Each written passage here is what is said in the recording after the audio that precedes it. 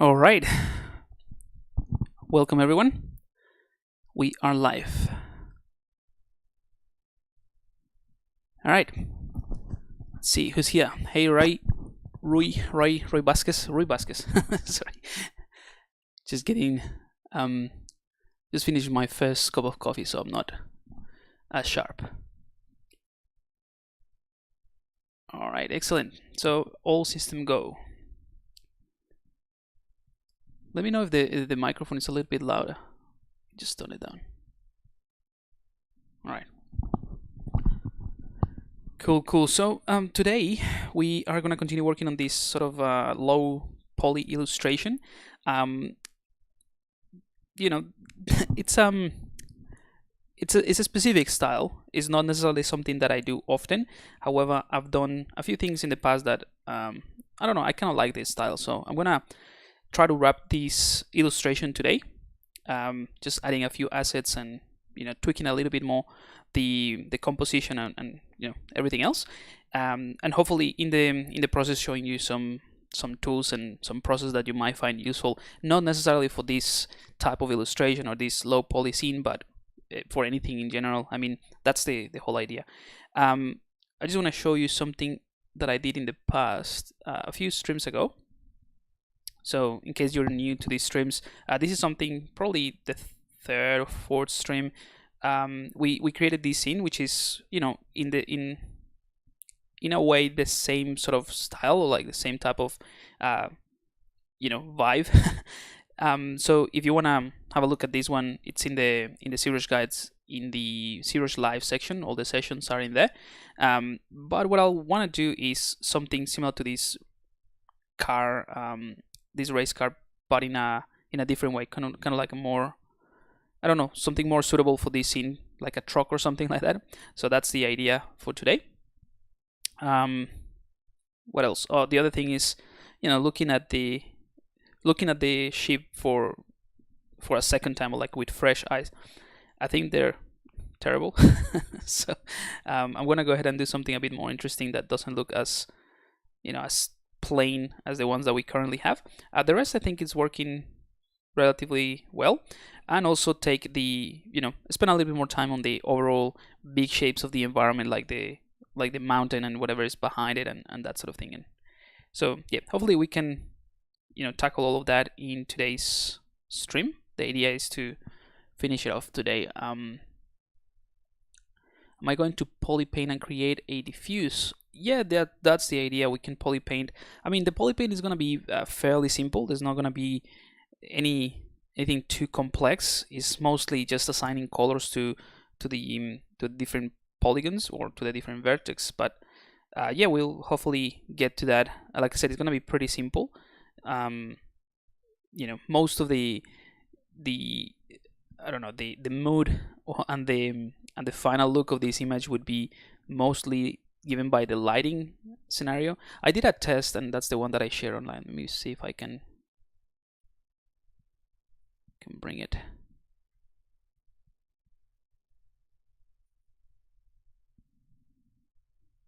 Yeah, so this is the the scene that we have, that we've been making. So even though this one is just a single material for everything, the idea, like the mood, is being given by the 2 lights that I use, or 3 lights, I don't remember. And this is from Keyshot, but with a little bit of poly paint, just to indicate what's what, like what's green, what's probably metal, and that sort of thing. I think that would be more than enough, but we're definitely going to get into poly paint hopefully today. All right, great, cool. All right, so we can go ahead and start with maybe the animal, the sheep, and do something a little bit better. The only thing is that I think we deleted. Let me just see. Oh no, we still have an nanomesh. Brilliant. All right, so I'm gonna go ahead and select a sphere and a polymesh 3D. There we go. And I'm gonna use this one to create that new mesh, the new asset. Again, I'm gonna try to do something a little bit better. Last time I did it in a rush because I just wanted to block it in. So, you know, you could say that the previous one was just a placeholder. So let's go ahead and work on this one a little bit more with symmetry enable. Actually, this maybe pointing towards the z-axis so that we have you know, the ability to work with symmetry. And I'm going to bring in the Aki curve as well.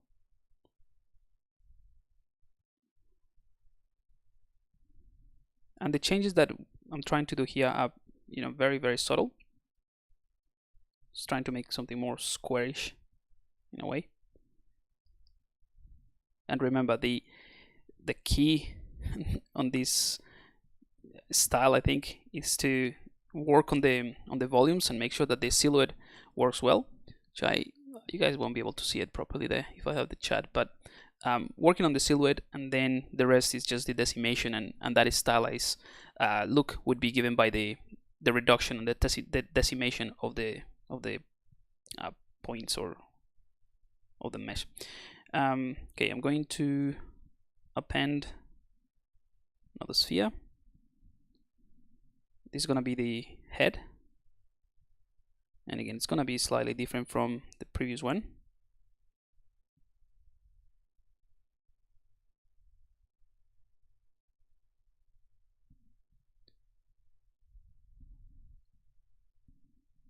And of course, if you want, if this was a feature asset, as in you have a close-up to this asset, you probably want to spend a bit more time and make sure that certain features are more recognizable. But I think maybe with the clay brush, I think with just a few hints that this is actually a sheep, we can get away with it.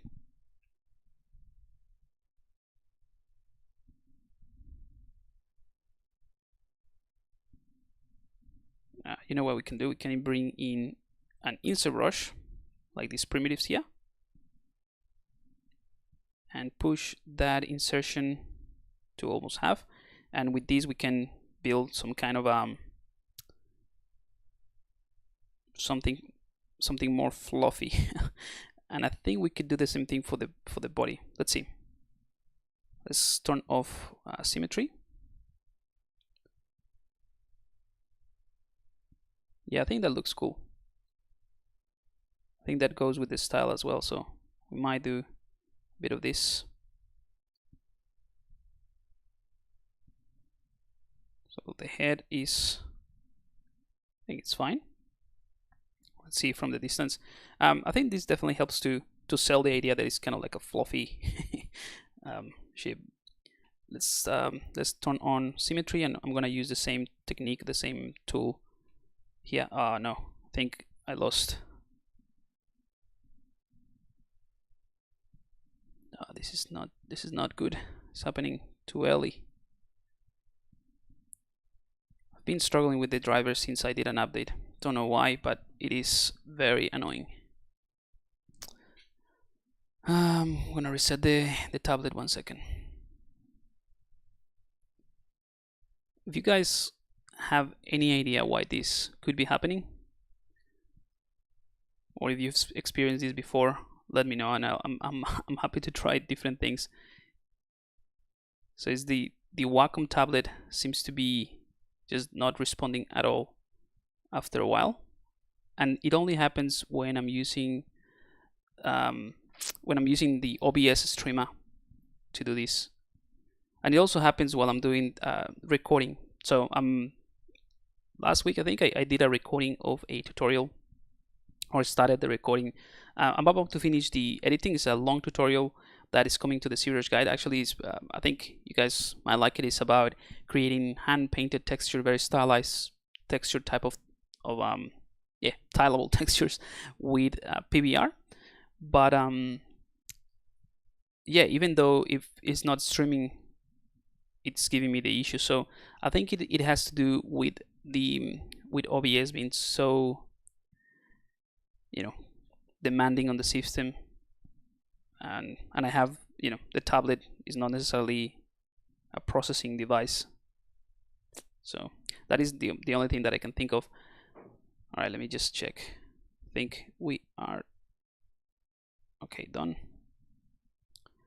I do have an extra or a spare computer that is not too bad, the old computer, and I kept it just maybe to set it up as a second, as a second streaming device, but don't know how to do that. So I'll have to get into that.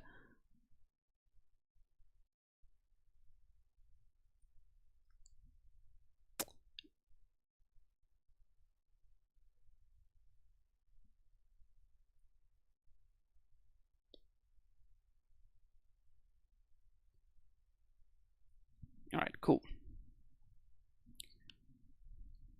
Back in business. All right, so I'm gonna use the same technique, but since now I have a bunch of spheres, I might wanna, decrease the size of the body a little bit, and then just add the volume with the spheres. I'm gonna also push them in a bit more. All right. Oops. Let's do that again. And I have symmetry just to work a little bit faster, so I'm going to start with a center line here of spheres.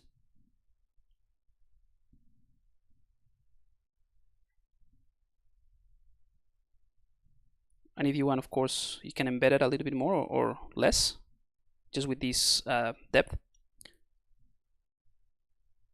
But this is just a quick way to make it look like a grape. Now, once I'm sure once we merge all of it together and decimate it, it's gonna look a lot better.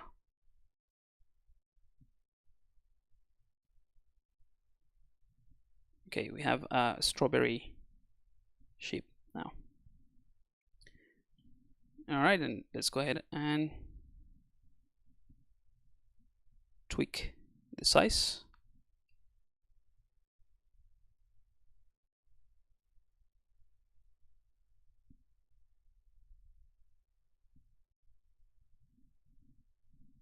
Cool.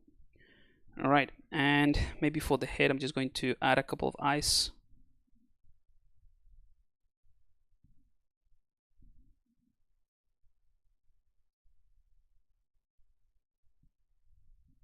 So those are going to be the eyes. Again, it's just something that goes with this style, I think. And for the legs, let's go ahead and bring in. Oh, you know what? We can do them with a curved tube. That should be fine. And we have symmetry. Let's do it on the body. So let's enable symmetry, and all we need really is to take the stroke palette, and we're gonna use Asline. So Asline allows you to do kind of like a straight line. So this is an easy way to set up this type of limbs. And then of course, if you start moving it, you have the ability to, bend it. I'm gonna go ahead and also enable lock start and lock end, just so that we don't move it. We don't move the starting point. And let's see what else. So we have XZ. All right. So just enabling these the symmetry in the x-axis as well as the z-axis, we will be able to just draw one line and essentially get 4 legs straight away, like that. All right, so let's find a good point.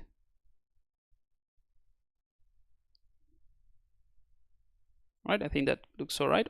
Let's accept that, and we can bring in the gizmo center to one of these pieces and just adjust the placement.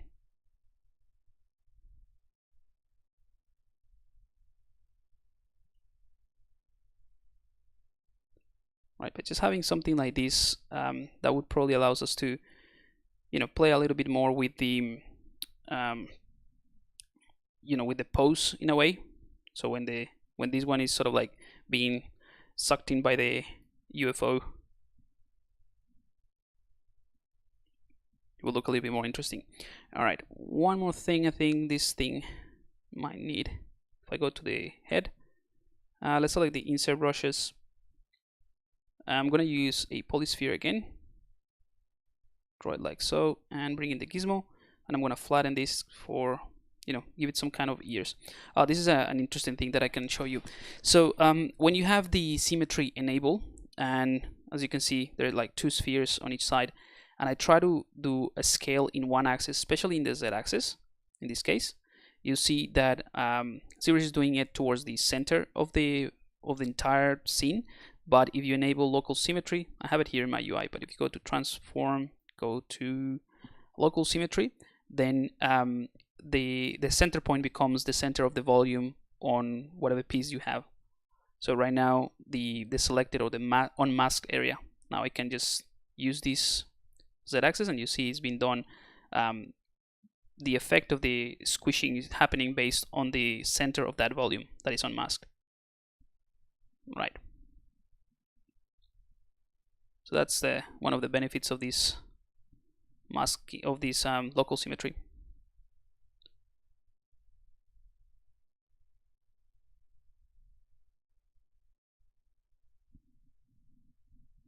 And let's go ahead and use the move brush before we unmask this, just to give this a bit more shape.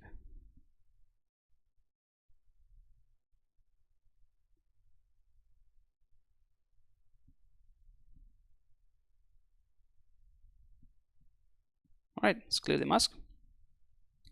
So that looks good, but we definitely have, you know, a lot of polygons for what we need, which, you know, at the end of the day, this strawberry is going, it's going to be, you know, quite far. And I just think that if I select this again, I'm gonna move the legs back a little bit.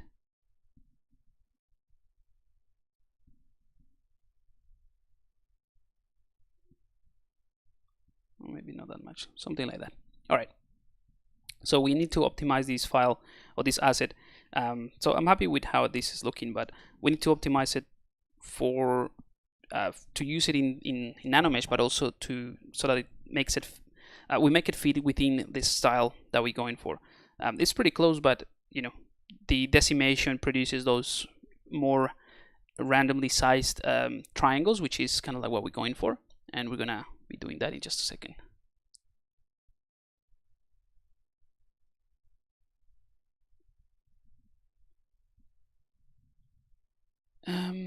Let's see. Cool. ¿Cuál nombre de ese programa? The one that we're using is called ZBrush.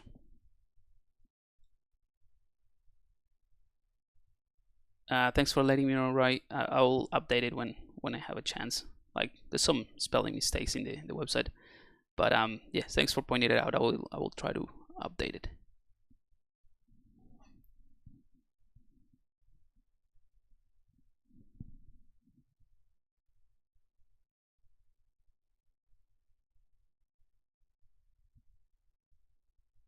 Cool, excellent. All right, just checking the questions if there is any. Yeah. Now let's go ahead and optimize this.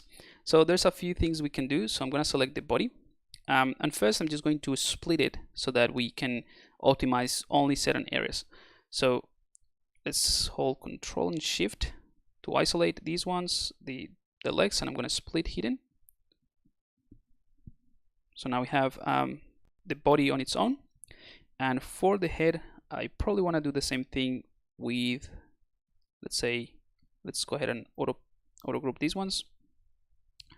I want to do the same thing with the ears and probably the eyes, just to keep them separately. Split hidden.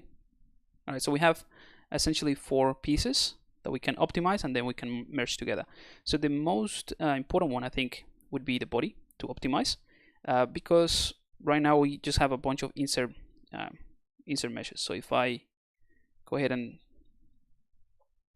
see it from the inside, you see there's a bunch of geometry that is useless for us. Like, we won't be able to see it. And again, this is going to be an asset that's going to be far from the camera, like pretty tiny. We just need to focus on the shape and the and this silhouette, but there's a bunch of geometry that we don't need. So very easy thing to do is to go to the move brush, and sorry, not the move brush, the gizmo, and from the cog icon we can click on remesh by union, which is ultimately running a Boolean operation, a union Boolean operation within the subtool. So clicking on this, so it's going to basically analyze whatever is visible and connect everything with triangles and points, which is fine, right? So this is great. There's obviously a few caveats with this, in case if you want to, let's say, take this into, you know, detailing and want to subdivide it and that sort of thing. I'm just going to use a smooth brush. You have to keep in mind that in order to combine everything together, ZBrush had to do these sort of triangles and extra polygons around the edges or wherever the intersection is happening. So you might want to, you know, once you have this, you might want to go ahead and do a zero measure. In our case, we are aiming for a stylized sort of like polygon, like big polygon shapes. So we're going to use this the decimation. But now I can show you the inside is empty, right? So that's what we want. And of course the amount of polygons was heavily reduced. So let's go to the Z plugin, pre-process current, Z plugin, I mean the decimation master, by the way, and let's set this to some small value, maybe 5. Let's try 5%. Decimate current. Yep, so that's not too bad actually. So you'll see, yeah, I think that works even better. So the spheres that we added, which, you know, it looked alright, it looked like a strawberry, like I said at the beginning. It's just about finding that shape and that silhouette that we want, just working with the bigger shapes and the larger forms. And then when we run this process, it's ultimately simplifying it even more, but some of that, you know, the volumes are going to be kept. So, you know, that looks a little bit better. So let's go ahead and do the same thing for the head. And the head is going to include the face. So actually we can keep this separately so that we can poly paint it easier. That's a good idea actually. I'm gonna split this. So select the head, and I'm gonna do the same process. So remesh by union. We cannot do that when we have symmetry enabled. Remesh by union. Accept that. The same process, pre-process current and decimate current. Maybe that is too much. Let's go for 15 then. Yeah, much better. Cool. I'm gonna do the same thing for the ears and the eyes. Pre-process current, and we can decimate this. This is gonna be probably 40%, just because it is already a pretty low res mesh. Yep, not too bad. That looks good. And I'm gonna do the same thing for the face. So all of this is just, you know, rinse and repeat. The face is gonna be probably 10%, and of course you can play with the percentages. And that's one of the great things about the Z plugin. This the decimation master in the Z plugin, which essentially allows you to go back and forth and, you know, undo things, change values, try again. You know, I think I'm gonna go for 1%.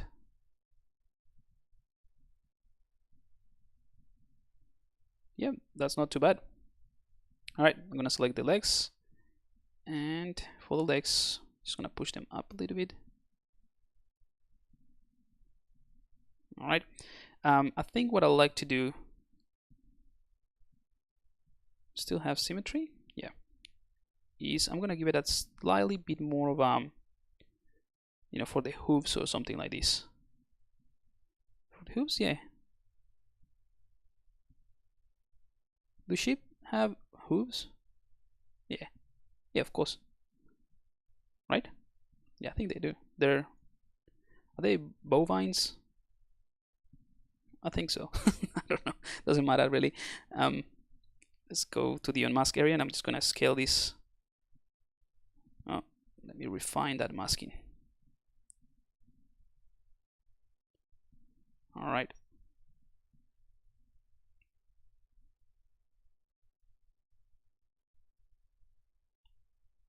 something like that. And remember, the idea is the overall shape. So hopefully, let's go ahead and invert that and maybe use the smooth brush to give it a slightly different volume there.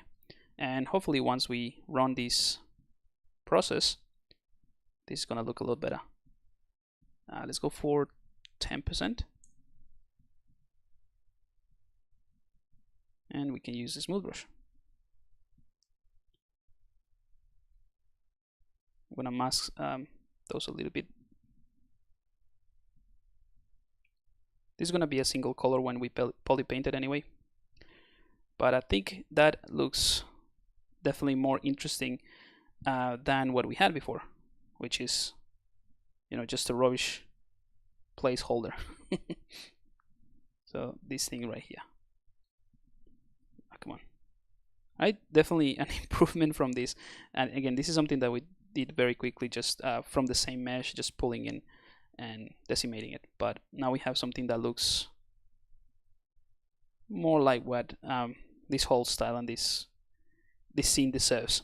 So let's go ahead and merge everything together. So we can go to the merge palette, merge visible, and ZBrush will create obviously a new tool. And if I turn polypaint or polyframe, sorry, we have everything in one sort of mesh. And we have 944 polygons, so that's pretty decent for you know, an asset like this. And this we can use for nanomesh, and we have the placement of the nanomesh from last week, so we can just use that. All we have to do really is we're gonna keep the polygroups again, so that's gonna be easier later on to polypaint, or in fact we can just do a quick polypaint right now. So let's do that. So I'm gonna use the skin shade 4 material, and I'm gonna select maybe not a full-on white color, but slight gray, and fill object. So everything is this white color now. And now I can select a dark gray. Let's see how that looks. And of course I'm gonna isolate the pieces that are gonna be this color, right? So the head and the legs, maybe the eyes. Hang on, we might have to. Hang on, I'm gonna use Control and Shift to isolate the eyes and the ears, because they are sharing the same polygroup. And we can go ahead and hide those and do group visible. So now we have different polygroups and we can isolate them a bit better. So again, we need these parts to be the black color, or any other color that you like. So black, and now this looks a little bit better.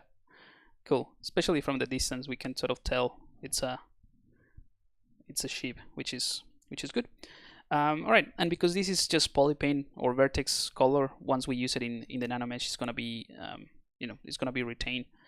All right, so let's convert this into an insert brush from the top, so that we can insert it from this angle. Remember, when you create insert brushes, the camera angle does matter. It's basically the angle that you would insert that that mesh. So click on the brush, create insert brush. I'm going to create a new one, and from this insert brush I'm going to turn that into a nano brush. Cool. And if I want to change the icon, that's something that we've covered before, but very quickly, I'm going to go ahead, and before I do anything, I'm going to unify this mesh, and then I go to the brush palette. I'm going to do it on this side so you can see, and it's not occluded by the stream graphics. Yeah, so with this brush selected, right now the icon is just a cube. So if I hold the Alt key and click on the select icon, ZBrush is going to take whatever I have on the screen and convert it into an icon. But sometimes the icon might be too small when you click the Alt and select icon, or might be too big, and that is sometimes I found because of the size of the mesh. So you have to unify it so that it fits within the 2 by 2 by 2 ideal sort of units of ZBrush. But don't quote me on that. It might not be, that might not be the reason. And that's what just I found. All right, so we have this nano brush. Let's go to our actual working file.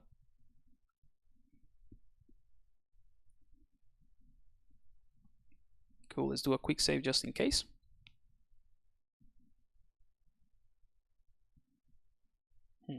Not sure why this is taking too long. Maybe it's because we have a bunch of assets hidden.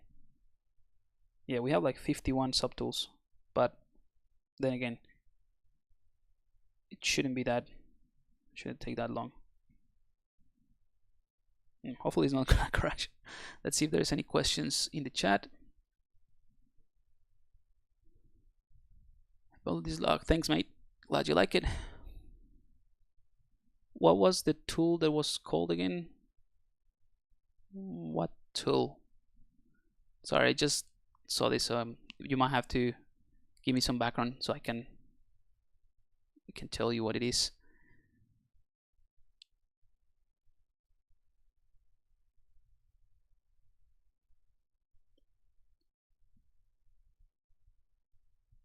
And now we have a hero asset. Cool. Yes, this is a hero asset for a AAA game. All right. Hey, Raúl. Nayan, Raúl Cuadra. Are you Raúl Cuadra? Are you the Raúl Cuadra? It might be you. So let me know. That'd be great. So I had this teacher back when I was in uni, and his name was Raúl Cuadra, and he was from Chile. So it's too much of a coincidence. And yeah, I did a couple of workshops with him with clay. Yeah, awesome. Glad to see you here, Raúl. That's great. So Raúl Cuadra, everyone. He's a great character artist as well. Thank you for tuning in. That's awesome. Let's see. All right, cool. We are pretty much done in terms of setting up the ship, and we have the nanomesh. So if you remember, and I'm gonna select the terrain, right? I'm gonna isolate that. So we have this bunch of rubbish ship just sitting in a mesh that is currently hidden because this is nanomesh. So if I go to the nanomesh palette, right?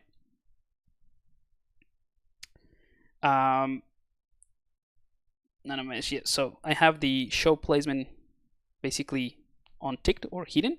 So if I click show placement, turn on polyframe, too many polys, or words starting with polys. So polyframe, this is just a mesh that we extracted from the mountain, and we did a series mesh last stream. So if you want to see the process, go ahead and check out that previous video. But then we took this, right, and we use it as a way to place the nanomesh, and each one of these pieces is a previous rubbish brush. So what I can do now is I can delete this one, delete one. So delete one will basically delete that, but we have the base. So now with the new one, we can just click and drag. Actually, let's right click and make sure that we insert polygroup all or all polygons. In this case, either all polygons or polygroup all would work in this case, because you know all polygons would add it to every single polygon in this mesh, on this base mesh, and polygroup all would be for every part of the every polygon ID that is the same. And currently we only have one polygon ID, so it doesn't really matter. We can use any of these. All right, and as you can see, if I right click as well, this is set as an insert nanomesh, right? So click and drag. So now we have a ship for each one of these pieces, which is great, but obviously that doesn't look very, very cool or realistic or even interesting for this type of thing. Now,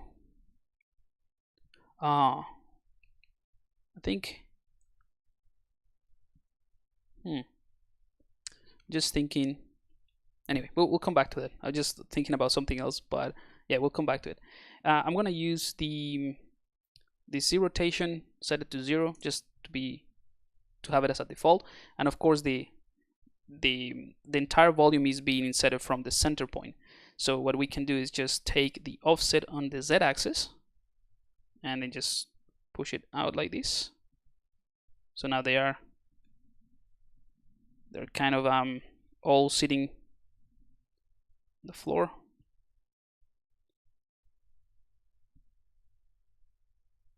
All right.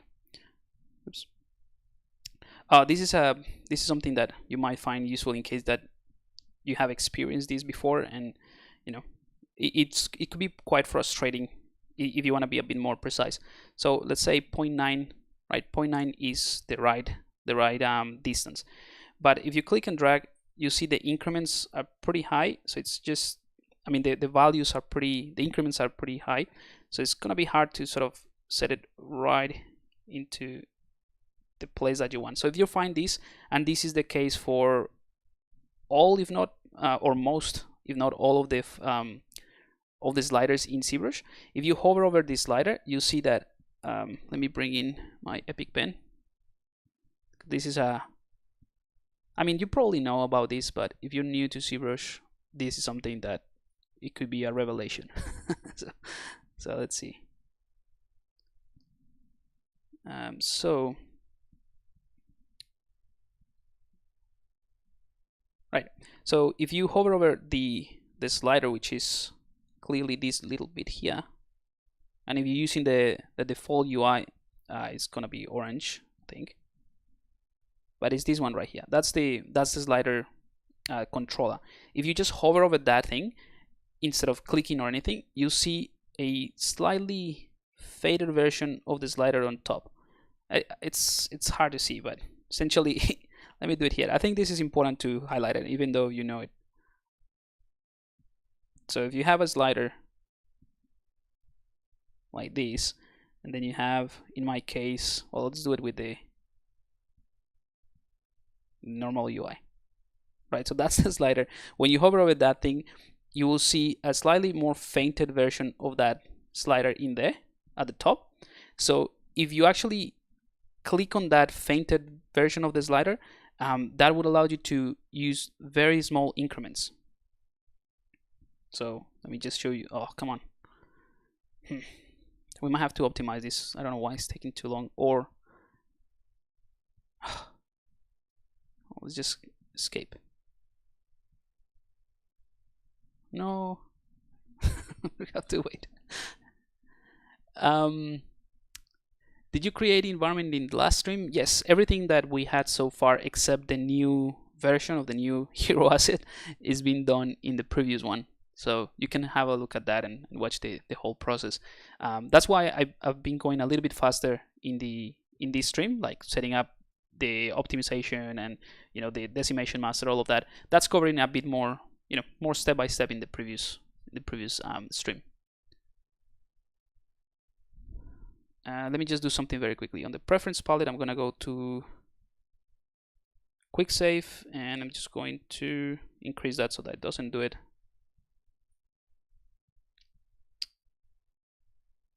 Yeah, doesn't do it every single time, and it's been optimizing. All right, so what I was talking about is that sort of ghost slider. So now I can hover over this one and just grab that one at the top, and you see that I can go with like smaller numbers. So this is a very, very useful and very cool stuff that is not very obvious, but in case you didn't know, I think it's pretty cool. Alrighty, let's see if there's any questions before I populate this area with shapes.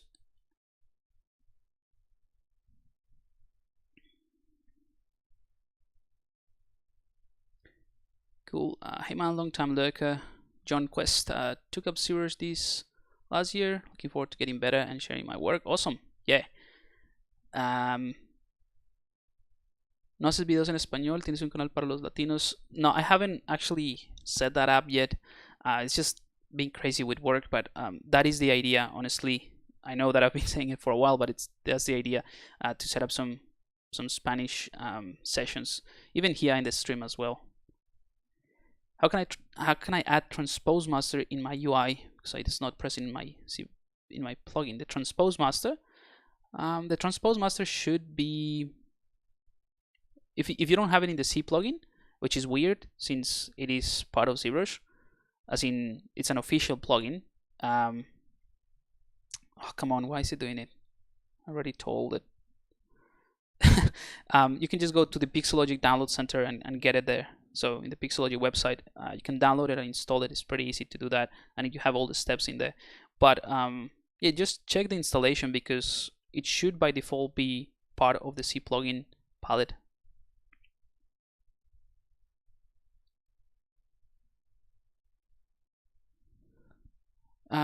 This question: how to download the desktop drawing brush tool using the tutorial?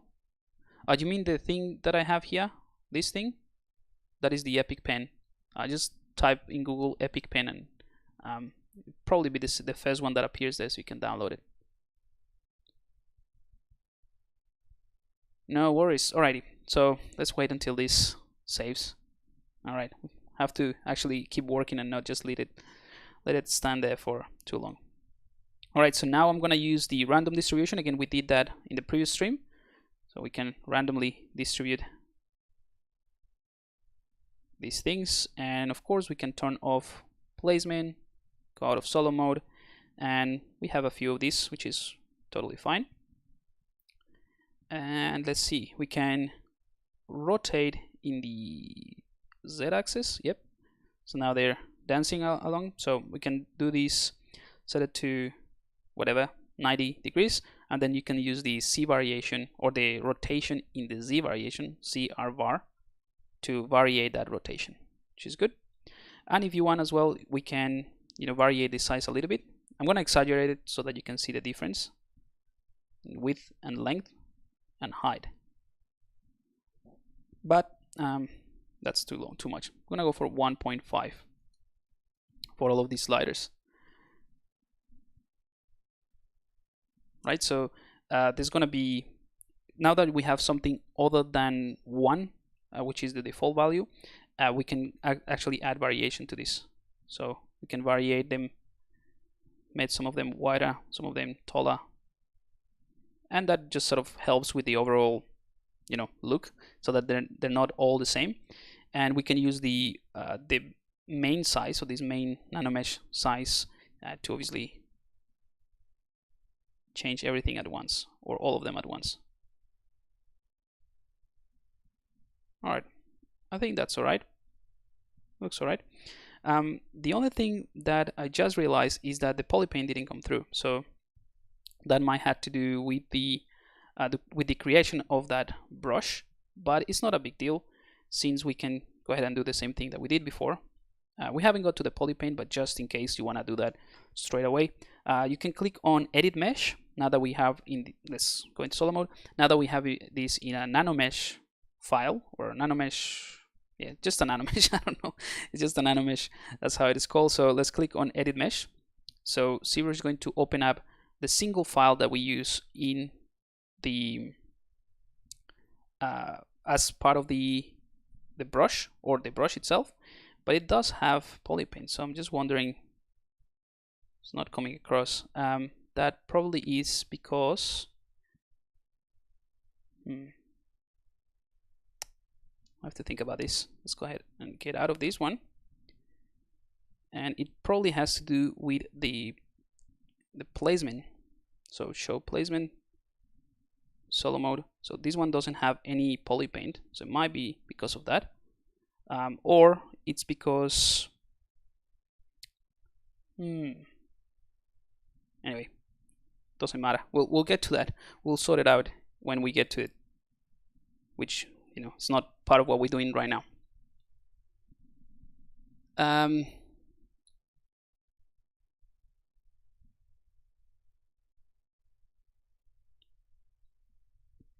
Can you show your own model how Geometry HD works and how to use it? This one definitely is not the stream for HD geometry. That's just when you need to have a lot of points, but in the future. When you edit the mesh, do you have to select any of the meshes or the first mesh that was created? You mean when I edit the nanomesh? So basically, the nanomesh that we currently have is just an instance of that brush that we inserted. So when we click Edit Mesh, we ultimately changing that brush, the asset that we had in that brush. right? So all of these ones are just instances. They're not real geometry just yet. So we can, you know, if we had the same polygroups, which we will have, and that's why I'm saying don't worry too much about the polypaint, we'll do it after. We will be able to, once we convert this into real geometry, we will be able to edit them all at once. So we'll see. All right, let's go ahead and continue. And oh, hey Javier, how's it going? Congratulations again. Javier just won the Rookie of the Year award. Very, very proud of you, guy. Very, very proud of your work as well, Javier. And yeah, so if you want to have a look at Javier's stuff on ArtStation, just check for you know, I'm sure he can share it, or I'll share it so that it doesn't feel like you're clogging up the the links. But yeah, really well done. And Javier is a student of the Extra Mile as well, so he's been sharing all the progress and everything in there. So it's really, really cool to see the progress of the works, and you know, the progression of his skills as well. That's really cool. I'll share a link.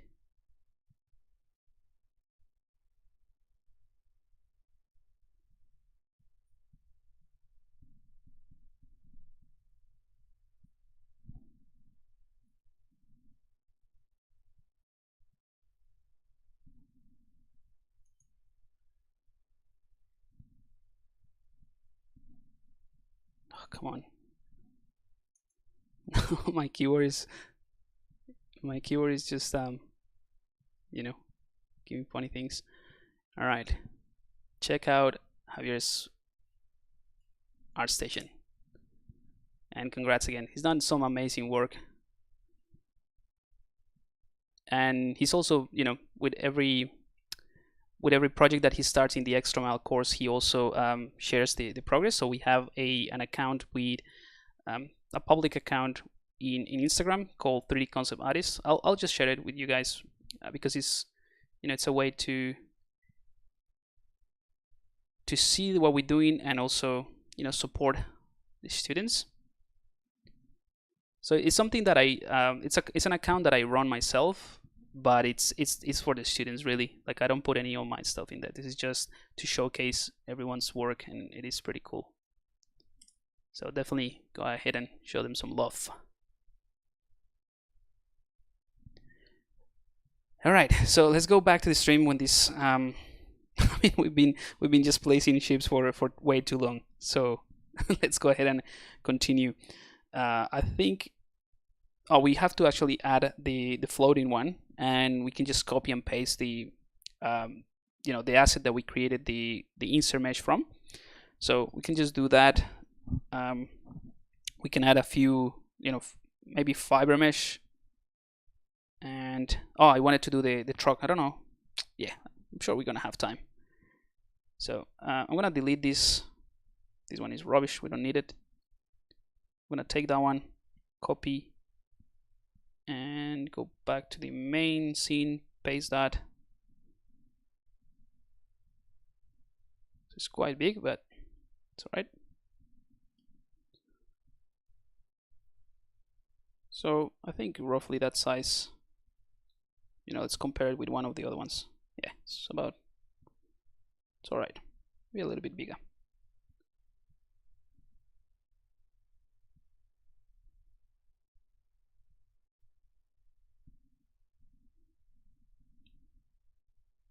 All right, so this is the one that's been abducted by the aliens. So I'm gonna go into solo mode, and because we have the polygroups, we can sort of pose it in a way. Not necessarily, but let's go ahead and select the legs, quick auto groups. I'm gonna go a bit faster here so that we can work on the other stuff. All right, so I'm gonna select that one, invert the mask, centered. So you'll see this is a much better way to do it than what we did before with just with the move brush.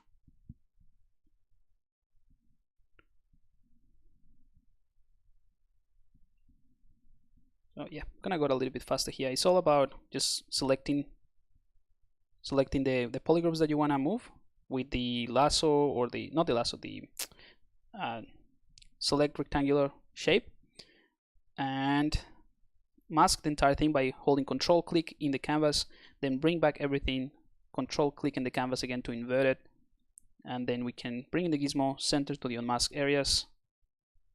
Oops, forgot to mask that one, not a problem.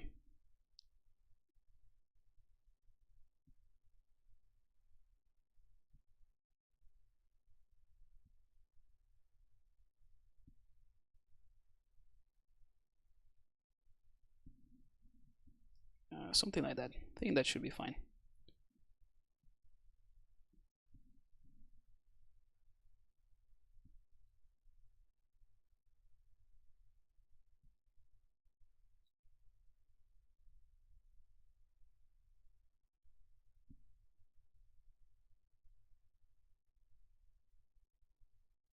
All right.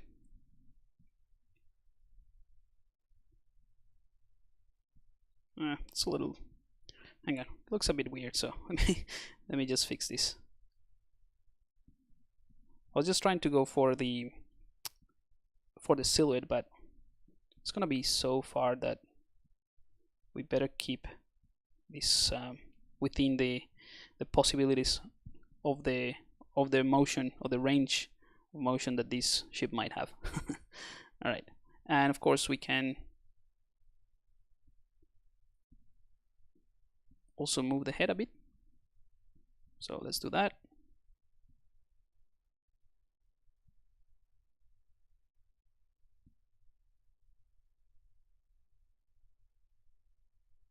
Maybe he's looking down, wondering what's happening. All right, cool. So from here, I think that looks all right. We can, if anything, just rotate it a little bit, just to play around with the silhouette a bit more, and we can see the 4 legs. Yeah, I think that's fine. All right, let's go ahead and move on. Let's build the what's the other asset that we were going to do? The truck. I think that's gonna be a quick one, and I'm gonna try to do it very fast. So let's select a Q cube, go into Polymesh 3D, Q cube, and here is our starting point for the truck. I'm gonna keep it like super simple. Again, it's gonna be kind of like a feature asset, but we can get away with a few things in here. All right, so this is gonna be the base, like the cabin in a way. Right, and I'm gonna use a bunch of subtools and then optimize it later. I'm gonna duplicate this, push that up. You can extrude this as well, but I'm gonna keep it separate so that I can do a few things easier. And let's go ahead and bring in the C modeler. I'm gonna delete this loop, delete the entire loop. There we go. I'm gonna mask these points. I'm gonna use the mask pen. So invert those, center to the unmasked areas. I'm gonna push this back a little bit, maybe a bit more. And again, this is gonna be kind of like the cabin, so we can play around with the stylization a little bit before, well, after we finish with this. This is kind of like the blocking. Let's take the other one, let's duplicate it as well. Yeah, we can duplicate it again. We can merge everything together afterwards. This is not going to be, you know, like a solid piece. Yeah, something like that is fine. And we can go ahead and do the same thing. Delete this loop, and we can mask this area, invert it, unmask to the center to the unmasked areas, and we can just push these. What do you guys reckon?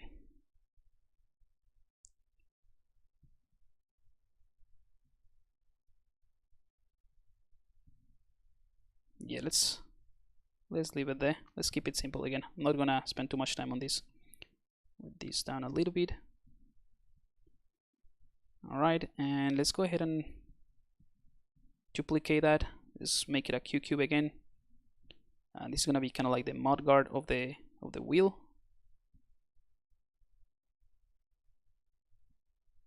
one of the wheels.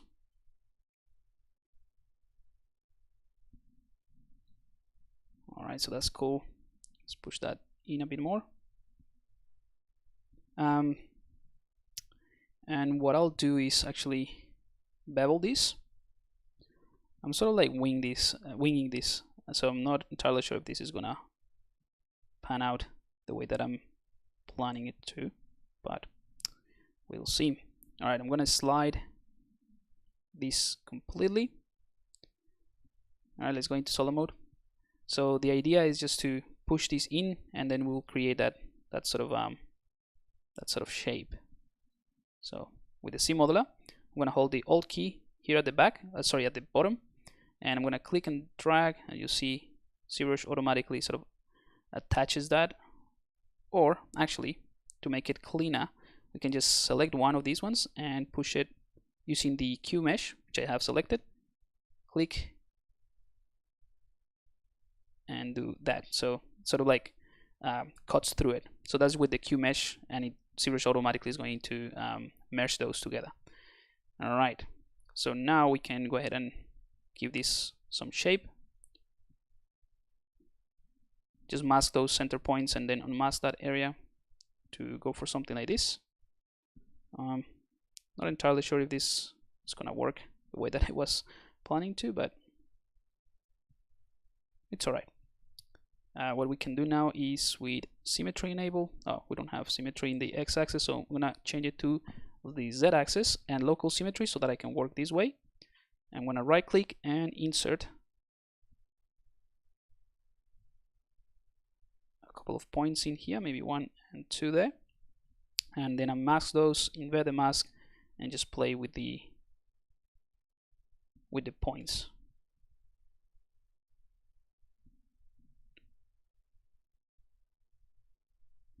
Yeah, this is probably the worst thing I've done. So I'm gonna delete it.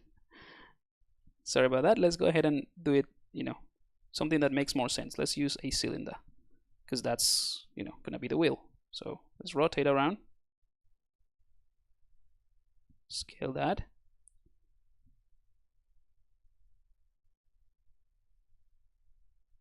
So let's position these where it should be. Again, this is gonna be the mud guard. All right, and what I'll do is mask everything but half, so just the bottom half, and with the gizmo, control click and drag. Oops, let's invert that first. Control click and drag, and we basically extrude that in this fashion. Right, so we can sort of establish the length of that mud guard, if anything. Let's clear the mask, and we can go ahead and delete a few polygons. So all the ones at the bottom. And you know what, you can't, I'm just thinking that we can just use a single piece, or we can just work on one side and then mirror and weld it. Let's see. No, let's keep it simple. Again, so I'm gonna hide these polygons as well. So we basically end up with this, which is a single-sided polygon. Let's delete hidden. And in here we can just maybe add an insert mesh like so, and then we can establish the thickness of that mud guard. Yep, something like that. And then we can hold the Alt key and tag all of these polygons that we don't need. Right click, delete, and we delete those. Brilliant. Now we can right click, Q mesh, polygroup all, and let's give these some thickness. Yep, so makes more sense. Now what we can do is also bevel this a little bit. So let's go to bevel. That works. And now we can just place that properly. So less work than what we were trying to do with the cube. Definitely better.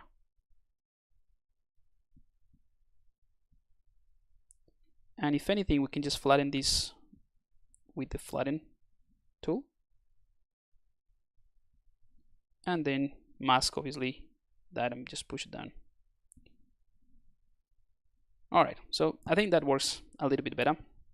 Again, it's meant to be a low poly thing anyway, and we can mirror and weld that. Mirror and weld it without the local symmetry. So now we have those two mudguards, and then we can use these for the back. So let's go ahead and click and drag these like that, and that sort of establishes the length of that truck. Let's go ahead and add, where is it? Not this one. Let's go ahead and take this one. Let's duplicate that. Again, you can do all of these that I'm doing with the similar just extruding pieces. You know, if you want to have everything with some kind of continuation of topology, but I'm going to use the same technique that I've been using with the decimation master, so it's not going to be that precise.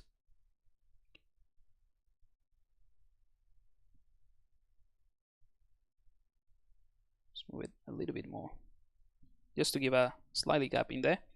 All right, let's tag these. Actually, let's scale it down a bit. Move it up.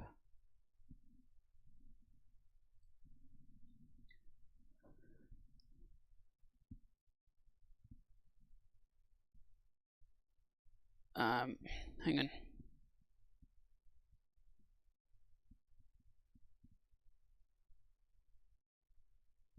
What if the farmer is holding onto the leg abducted? That could be that could be a thing. But then that means we'll have to create a farmer. So I don't think we're gonna have time.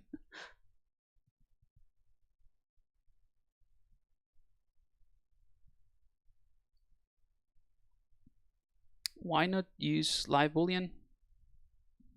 For what exactly? Not sure. What do you mean?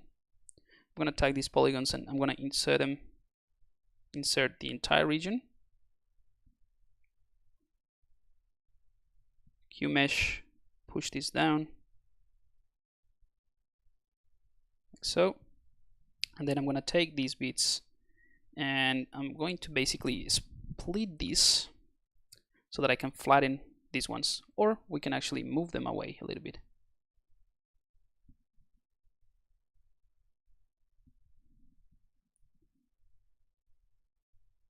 Just a tiny bit. I think that works. We might need just to push this further back. All right, so not too bad. Now I'm going to select this bit, the front one, and I'm going to duplicate it. And again, I'm going to just play with the scale. Maybe mask everything and push it up a bit.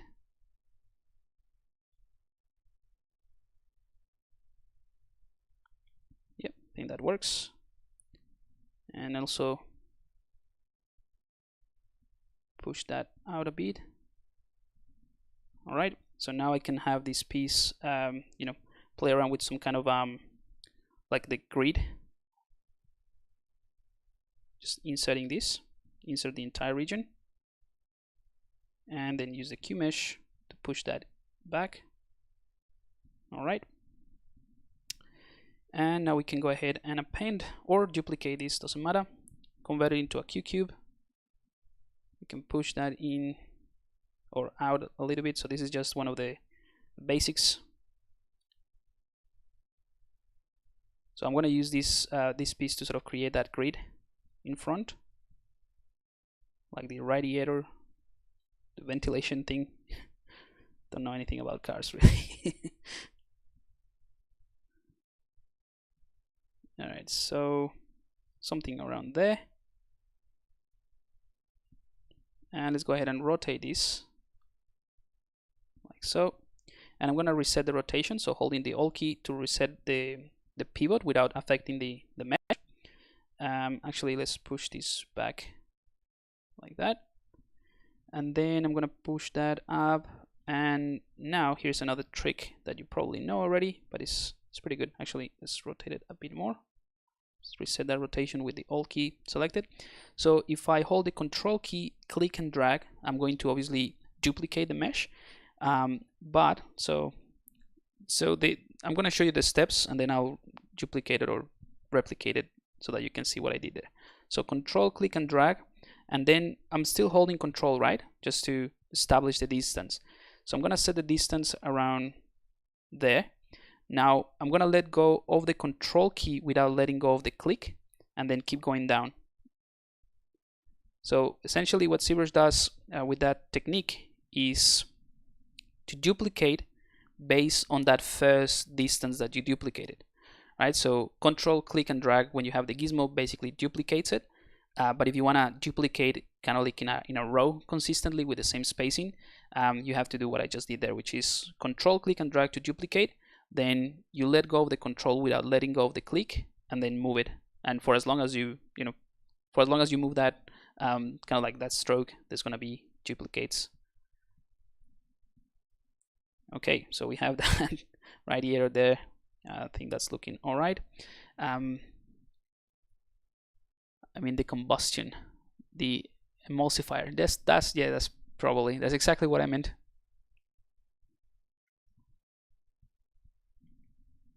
All right, let's go ahead and do, hang on, mod guards and wheel. And the wheel. Yeah, you mean for the spaces? Yeah, that's actually a good idea. We can do that. Yeah, definitely.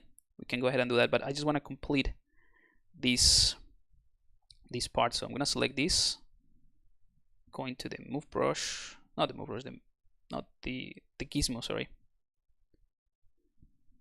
And I just want to give this a bit of shape like this. And I'm going to give it a roof. So let's insert something around there. I'm gonna tag these polygons, extrude that a little bit like that, then mask those points and move it down just a tiny bit, and then we can go ahead and create those. Actually, we need another loop in there, and we can tag these polygons, right click, insert region. That's going to be the window like that, and let's do the same thing for the front and for the back, although the back might be a smaller one, so let's just do it here. Good. And let's create another inset around there and around here, and that's just to create the window at the back. Yep, that's cool. And we can just, because all of the insets that we created are the same polygroup, the same yellow polygroup, we can right click, Q mesh, make sure that polygroup all selected, and we can push that in a little bit. All right, so that's starting to look a little bit better. What else do we need? We need obviously the wheels, some mod guards. Let's do that. Let's select this one, duplicate, Q cube. And everything that I'm doing here, even though it is a very simple mesh and very stylized, it is the process that I do or that I follow for way more complex shapes, which is just a bunch of subtools. Each one of them is doing its job to complete or to suggest the full the shape and the volumes, and then we can just merge them together using Dynamesh. In this case, we're going to use a couple of different tools, but the process is the same.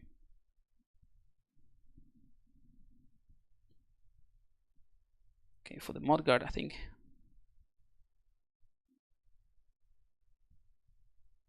something like that. It's all right. Let's go into solo mode. I'm going to create a few edge loops. So insert, symmetry enable around there and there, and then we can bring in. Let's turn off symmetry. We can bring in the bend curve, and we can add a few points in here. Let's get out of solo mode, and we can use these points to sort of rotate this around. I'm only going to do it in one side, just because the other one can be used either for the back or we just mirror and weld it. But that's it. That's all I wanted to do. Right? So let's go ahead and duplicate that. and send it back, and we can just rotate around. So this one, the one at the back, is going to be a bit more straight. Let's mirror and weld, scale it down. We're going to come back to that one. Let's go back to the front one, mirror and weld. So now we have that curvature in there, and the one at the back, I think it works fine. So make it a little bit thicker. Actually, let's push that in. We can actually scale this and move it all the way up. All right. I'm sure I'm sort of like skipping some essentials, but again, I'm not the best at creating cars or vehicles. Alrighty, so let's add some the highlights. Again, I'm not the best with cars terminology, but let's go ahead and append a sphere. Select that sphere, go into the Gizmo 3D and convert that into a polysphere. And this polysphere, well, we can basically turn it down in terms of loops. So 4 by 4 by 4 by 4. So 4 by 4 by 4 in all the axes. That's fine. Click OK.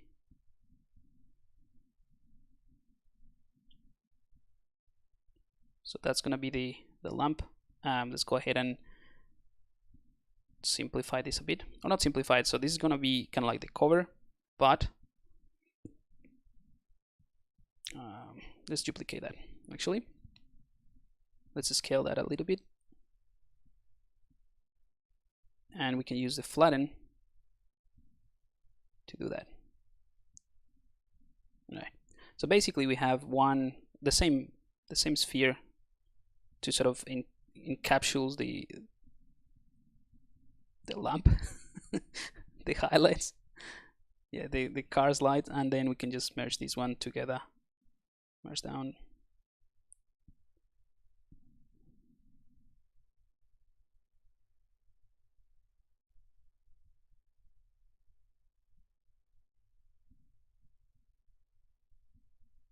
Again, just playing with the scale and position and all that. Nothing too complex. I'm going to mirror and weld that. So we have highlights now. We probably need the same thing for the back, but the ones at the back are probably just a squarish. So I'm going to duplicate this Q cube. So you can duplicate anything, really, any subtool. And once you do a Q cube or quick cube, it's basically going to reset everything or whatever you have selected as, you know, to be a Q cube. So that's why it doesn't matter what you select. So mirror and weld that. There we go. You can round those a bit more if you want to, but I think that works. I'm going to select this bit in here, and I'm going to actually add a new loop around there. Select these ones and push them down. I don't know, kind of like a step to get in. I think that works. All right, of course we need the wheel, so let's just do that very quickly. So append, and let's go for a cylinder, of course. Rotate around 90 degrees. We're not going to solo mode and scale this down. So that's going to be the wheel. Actually, I want a very small kind of rim, and then I want a big pneumatic, or what's the name? Just the rubber bit, the tube, the actual tire. So let's delete a few of these ones. So delete the entire edge loop. Just gonna delete a few of these, if not all of them actually. All right. And then what we can do is just duplicate this. So we have two of the same sitting in the same space. Well, not really, but well, they are sitting in the same space, but we have a bunch of other stuff that are occluding it. So instead of getting in solo mode, I can hold shift and select the visibility icon, and that will hide everything, and then I just toggle on whatever I want to use, and I can scale this now, right? So that's gonna be the outer edge, the outer part, and I can assign or add a new loop in there,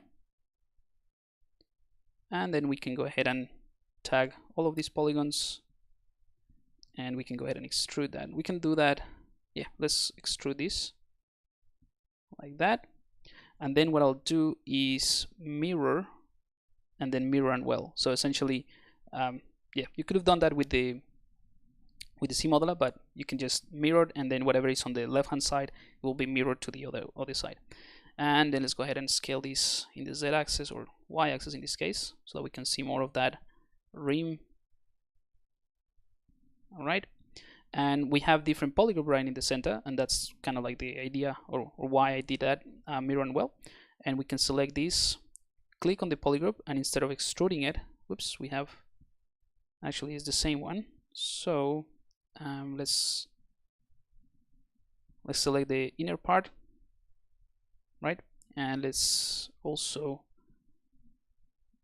remove the or hide the purple polygroup and assign a new one. Control, whoops, what happened there? Control W, and now we can do the same thing. All right, so now that we have that sort of outer edge, we can click, and instead of extruding, I can hold shift while I extrude that, and we can make this a bit more rounded. And just to continue with that idea, we can right click on an edge and we can bevel that inner part. So I'm going to enable symmetry now, so it happens in both sides. And let's see, yeah, I think that works for the wheel. We can select this other piece and we can scale it down actually.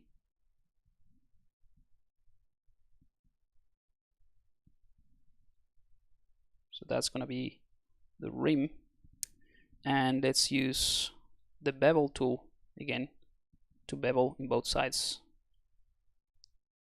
like that, right? And you know, we can just add a,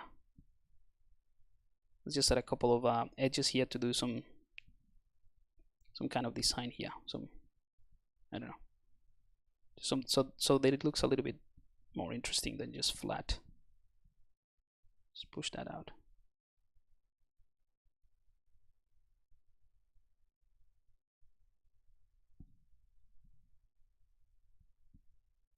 All right, yeah, I think that works. Let's go ahead and merge these two together.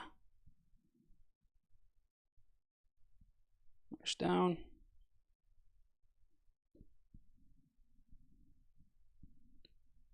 So now let's bring back everything else, and let's position that from the other side actually. Whoops, symmetry off. All right, so this is just a scaling. It's going to be a tiny wheel, which is, you know, something that I quite like in terms of the style. It's going to be something like that, and let's push that in.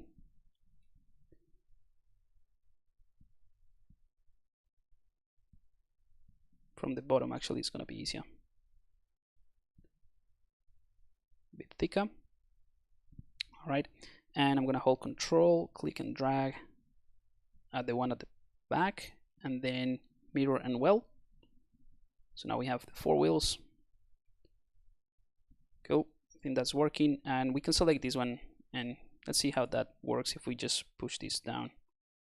Yeah, I think that's better. So just pushing that down and using the flatten tool. Oh, let's turn off symmetry. Go flatten.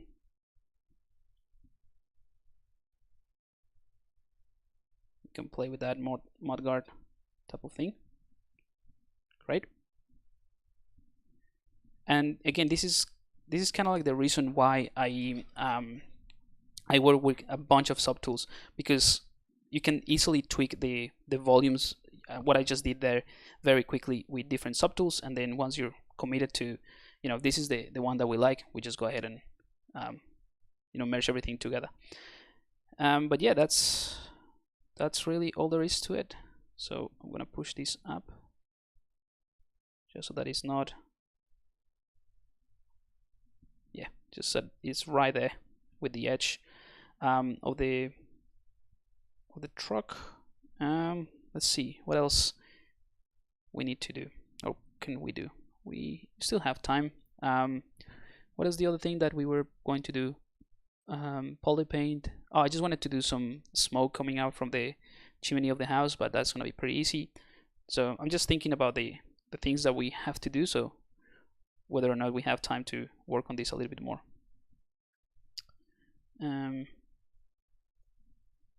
Yeah, so let's select these ones, the ones at the back, mask them. Remember, I have the mudguard selected, invert the mask, bring in the symmetry. Just gonna push them out a bit so that they're not intersecting with the geometry inside in there. Okay, that's cool. And we can use, again, we can use the boolean to sort of create a gap in here, but I mean, we can do it. I think it's just, I think this works with the style as it is, but just so that I can give you an extra tool for you to work with, let's go ahead and do that. So I'm gonna take the mudguard and the wheels, put them in there. And let's see.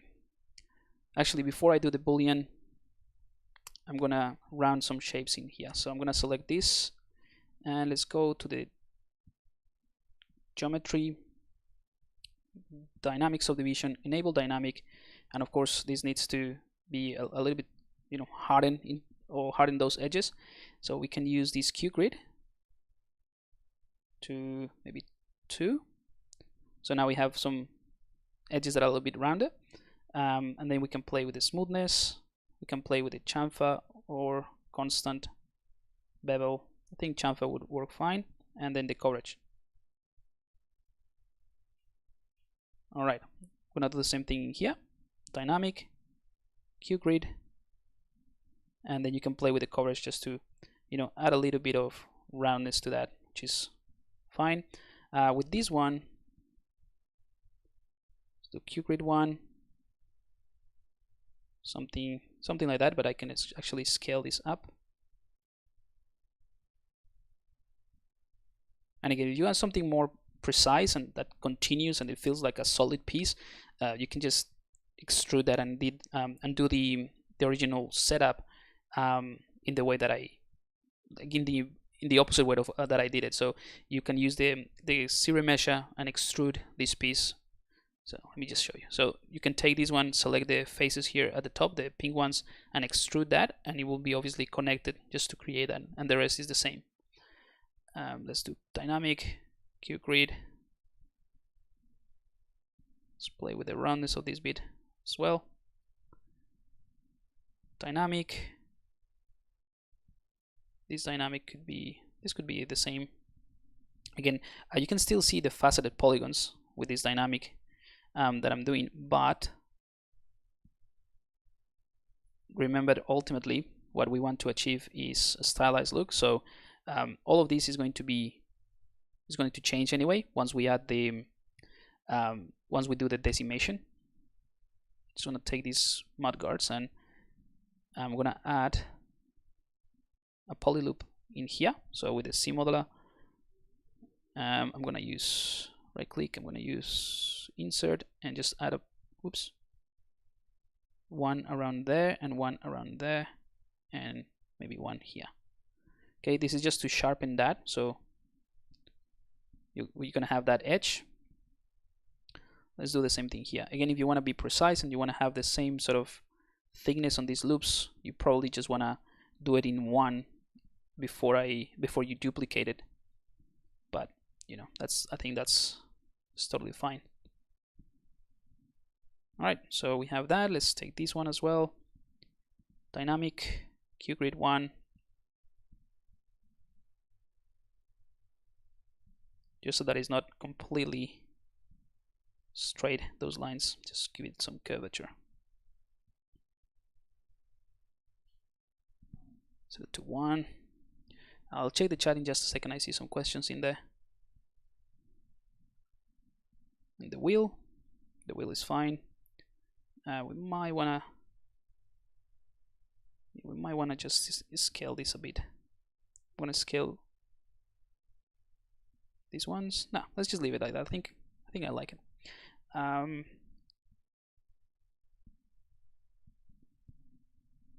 think the lights work with this level of smoothness. So let's just reposition that so they're not sticking out as much. All right. Oh, the ones in the front as well. So let's just take this dynamic. That works. Cool. So there's our simple truck. You know, there's a lot of things, extra things that you can do. You know, you can add, you know, the wipers or you know, a bit more curvature here, for instance. So if I select this, we can take the C modeler. We can insert one point in there, or one loop in there, and then bevel that like so, and then probably bevel this one as well. So that gives us these extra polygons that we can select. Oops, holding the Alt key, and then we can click and push holding Shift just to move it up a little bit more. And then this one, I don't know, it doesn't really work, but in case you want to do it, or you can also use the deformers as well. All right, so how are we going to put all of this together, and how are we going to, you know, optimize it? Let's go ahead and do the Boolean operation so that we can clip these areas, and that's the reason I went ahead and did all the dynamics of division first, so that when we create the Boolean object, it's all combined. So let's see. I'm just going to select the move brush, and I'm going to select everything that's going to be part of that Boolean operation. So this piece, and I'm going to hold Shift and click on this arrow just to shoot it to the top. So we're just pushing that up. I'm going to select this one as well, hold Shift to click on that, and all of that is going to be in there. This one might not be part of it. Nope. This one, let's put it at the top. This one, hold Shift and put it at the top. All right, so I think that's it. So we have 4 of these ones. Let's go ahead and create a new folder. Let's call this Boolean. Right? So these are the pieces that are going to be affected by the Boolean. So the main kind of like frame of the truck. Right? So now we can use, let's say, inside this folder, we can create, or we can append a cylinder, or just let me just do that again. So what I wanted to do was actually add it within the folder. I mean, you can just, you know, drag and drop it, but I want to show you something else. So if you append anything, it will be at the bottom of the subtool list, and that's the main difference between append and insert. So if you have this, let's say, this subtool selected, if you click append, it's going, whatever you append regardless is going to be appended to the bottom of the list. But if you click on insert, you will be able to insert whatever you want right below what you had selected. So that's what I wanted to do. Let's put that at the bottom of the folder, or the Boolean folder. Hold Shift to rotate, scale that down. So I'm just going to place this where it should be. We can also, well, let's leave that there. All right, something like that. It doesn't matter that it doesn't matter that this cylinder is covering the mudguards and the wheels, because they're not part of that Boolean mesh, so it's fine. So Control and duplicate that. So we have just a couple of cylinders going through it, and all we have to do now is turn on this Boolean to subtract. So this icon right here. So this is going to subtract anything that is on top of it, right? So that's why I sort of not merge, but move all of these pieces to the same folder, and all of them are on top of these Boolean operations. So anything that is above that is going to be clipped. Anything that is below that obviously is not going to be affected. That's why I have the wheels and the mudguards and everything below. So now that I have that, we can enable booleans, live booleans, and that's the intersection. Sorry, so let's click on that one. There we go. So it's the second one, not the third one, and we can see that clipping, right? So that is working. So let's go ahead and turn off live boolean, just because when I stream, this is another process that will screw things up a little bit. But we can go ahead and click on this cog icon, and we have two options. We have Boolean folder, or we have Boolean folder with ds div. So this one refers to dynamics of division. So because we have already assigned sort of these dynamics of division to these pieces to make it a bit rounder, we're gonna use that. So I'm gonna click on that, and now ZBrush automatically hides this folder. Looks like nothing happened because we have that selected, but it's automatically hidden, and it produced the Boolean operation in there, right? So now this is a single piece that has that Boolean, which is good. That's all we need. And now the wheels are kind of like floating, so we might want to maybe duplicate this cylinder that we use for Boolean, and we can just scale that. Actually, I'm going to hide the one at the back, delete that. And maybe you've noticed, like, I've been a little bit all over the place, just using, selecting different subtools and move them in different ways and reuse them. But that's just the nature of that kind of like organic process that I'm using. Is like whatever works just to put this together. So it doesn't have to, of course, you can make decisions that make sense, like for the wheels or for the mudguards, for example. That's a good example. When we started doing the mudguards, I started with a cube, which really, I mean, you could do that, but it makes more sense to just use a cylinder to get that shape right. So those are the kind of only decisions that I would go and say or suggest, like, yeah, do something that makes more sense to start with, but afterwards, it doesn't really matter. You can just use any tool, create a Q-cube, and make it work for you, and that's it. All right, of course, these are kind of like floating, but you won't be able to see them anyway. So I'm happy with this. I'm just going to make sure that I have separate pieces before I do the dynamics of division. We have about 30 minutes. Yeah, I'm gonna do that very quickly.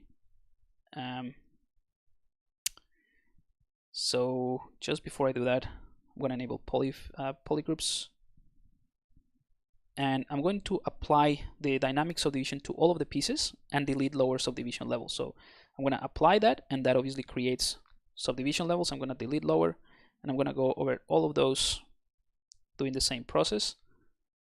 Apply, delete lower, apply, delete lower, apply, delete lower. That's it. Okay, so now we have essentially applied, if I do a quick render of this, we have essentially applied everything, and we have a relatively dense mesh. You can dynamesh these and keep working on that. It's not a big deal.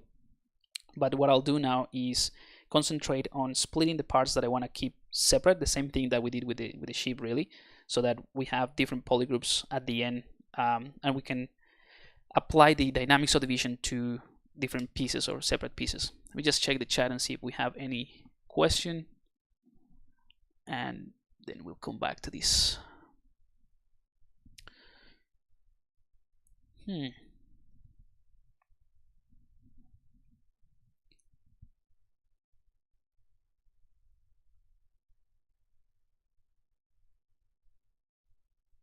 I'm new to this stuff, but should you always use C-sphere instead of the sphere it gives you?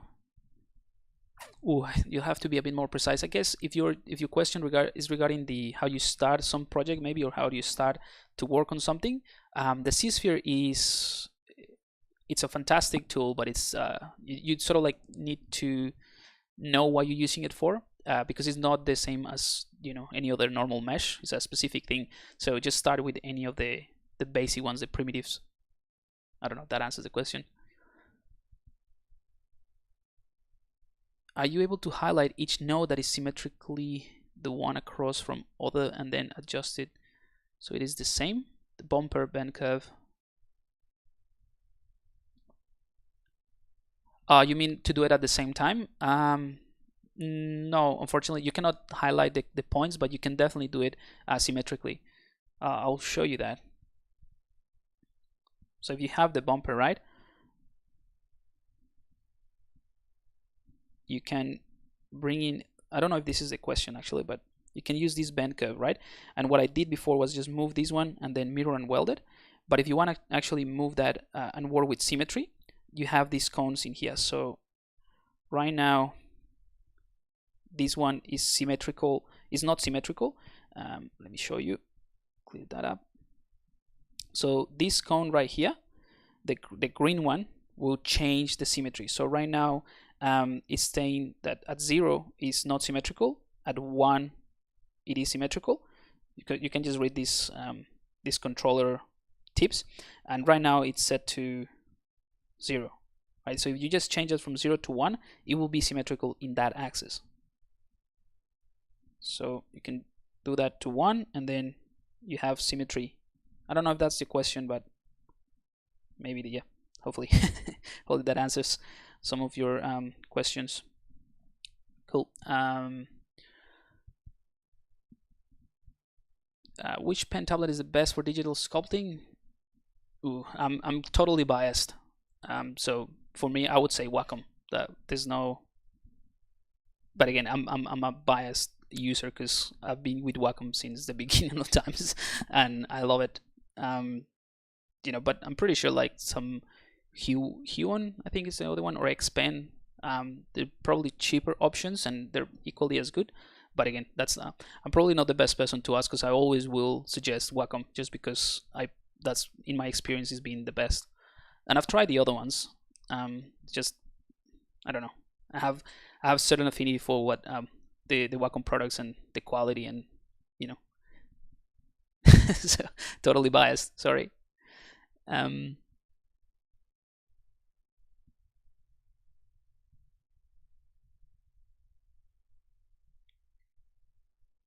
How do you know when you add when not to add too much detail when it's simplified version? That's kind of like taste, and you can develop that over time and you know seeing references. Right now, I would add a few more details just because that's kind of like what I like, but we're gonna try to keep it very simple. So yeah, it's kind of like hard. We can talk about that later towards the end. Well, we have about 20 minutes. Is this going to be available after it finishes? Yeah, absolutely. So you can watch it on the Pixologic channel, but all my streams I also put them in the ZBrush Guides website, and you can catch up with all of them. In fact, so let's see. So if you go to the ZBrush Guides website, this is my website and what I like maintain. Here at the top in the main menu, you have the ZBrush Live session. If you click on that, it will send you to this place, and you have all of these, and you can filter by when we talked about BPR filters, when we talk about hard surface, when we talk about materials, modeling, when we talk about nano mesh. Just let them load. Yeah, so I think there are a couple of these that are missing, so I have to update. I will do that today. I'll update the links and you can catch up with those in there. The one that I was referring to earlier on today was one of the first ones, these ones. So these two streams where we created that sort of rally low poly mesh, that's kind of like what we're doing. But yeah, it's gonna be recorded and also available in the Pixologic channel. What is the difference between chamfer and bevel? So chamfer is going to give you a more rounded version, if I'm not mistaken, or vice versa. I can't remember. I usually just turn it on and off and see what visually looks better, but one is meant to be a more like a smoother roundness than the other. Can't remember which one it is. What about the side view mirrors?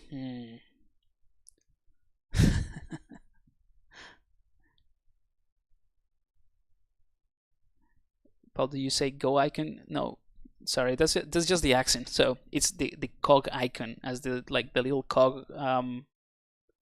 thing, the little wheel. the preference tab thingy.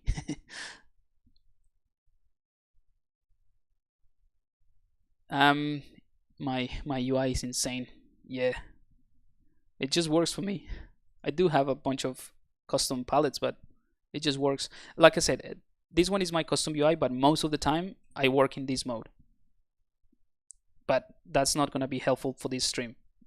Most of my time, this is how I work, like this, and then I just use these two tabs. But it's not that won't necessarily teach much, I guess. So that's what I keep this like that.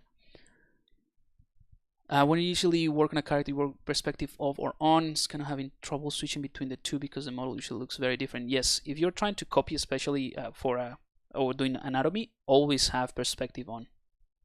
That would be, and in fact, if you can find, if you're using references and you can find the aperture that was used in the photo, you can do Photoshop for that. Maybe if it has metadata, you can just match the focal length and or the field of view in here just to try to match that reference a little bit better.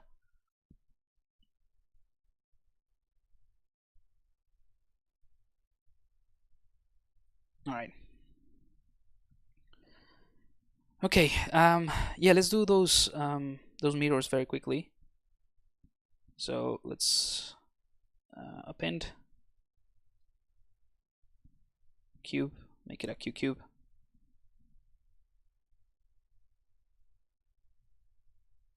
We definitely need side view mirrors.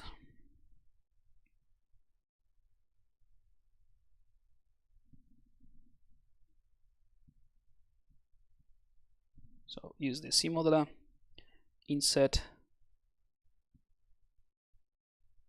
cube mesh,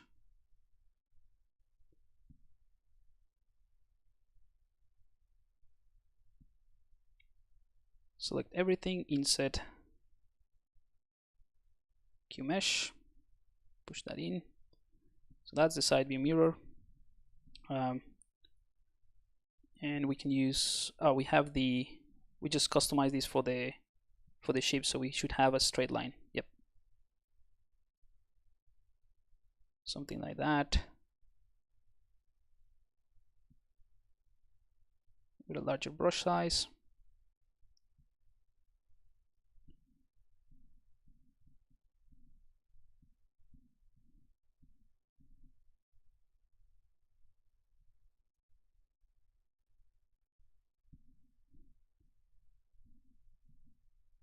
Alrighty, so that's the view side, the side mirror. I'm going to just isolate this in a second, bring this forward a bit, just give it a bit more thickness.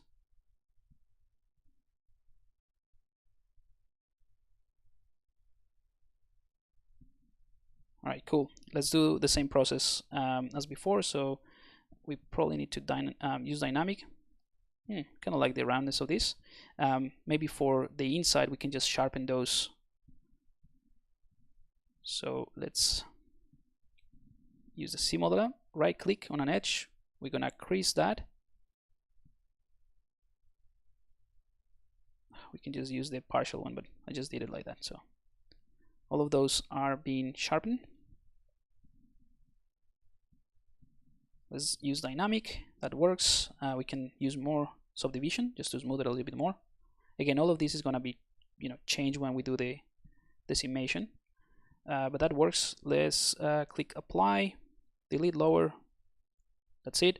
And of course, let's just place it a little bit better.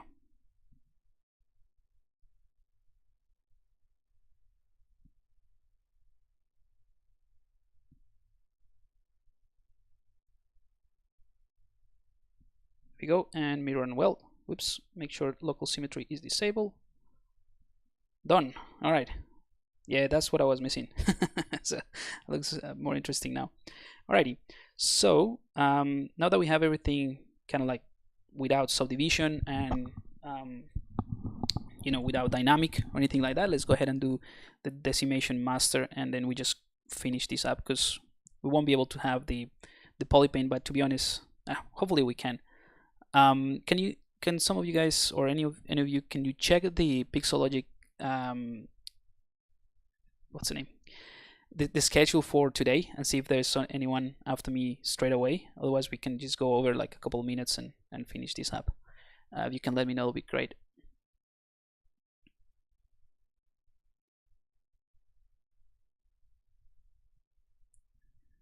Ian UDL, thanks so much. Where are you from, by the way? I was born in Colombia, so from Latin America, but I live in Melbourne.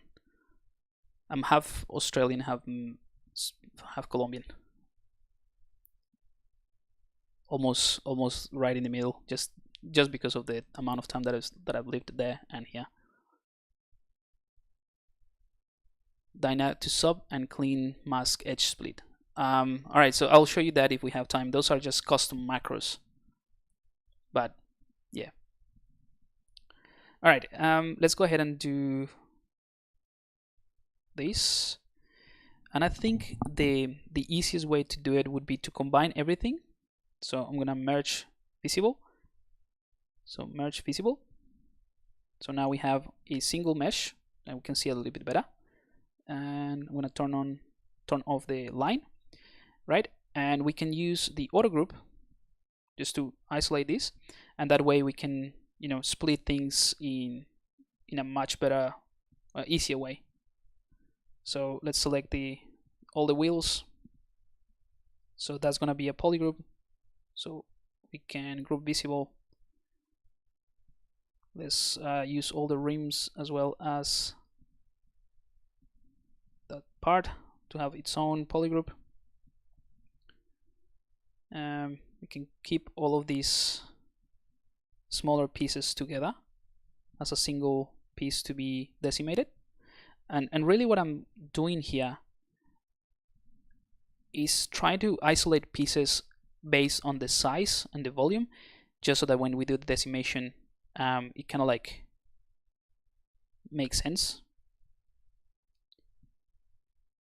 So yeah, definitely this is going to be a group, and the mudguards a separate group, and we can just hide everything except this. Oops. And give it a polygroup as well. So now we have everything in polygroups, very quick and easy. In fact, I might want to have a different polygroup for the, I was just thinking maybe, or maybe we want to, just don't know. Let's see. Now let's leave it as it is, because I was just thinking you could actually have some windows, but you know what, the easiest way would be to append a qubit, go into transparency, and then we just arrange these in a similar way. It's gonna be pretty easy, so shouldn't take too long. So let's do that.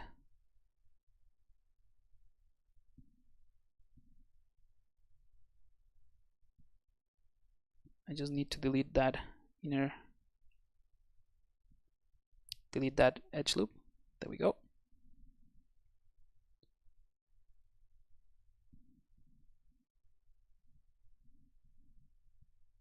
So these are essentially the windows.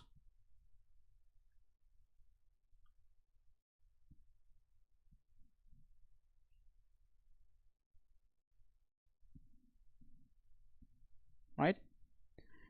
We might need to push this a bit more. Oops.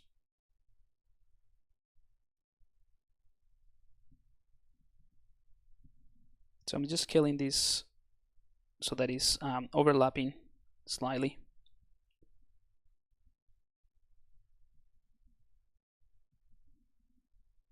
All right.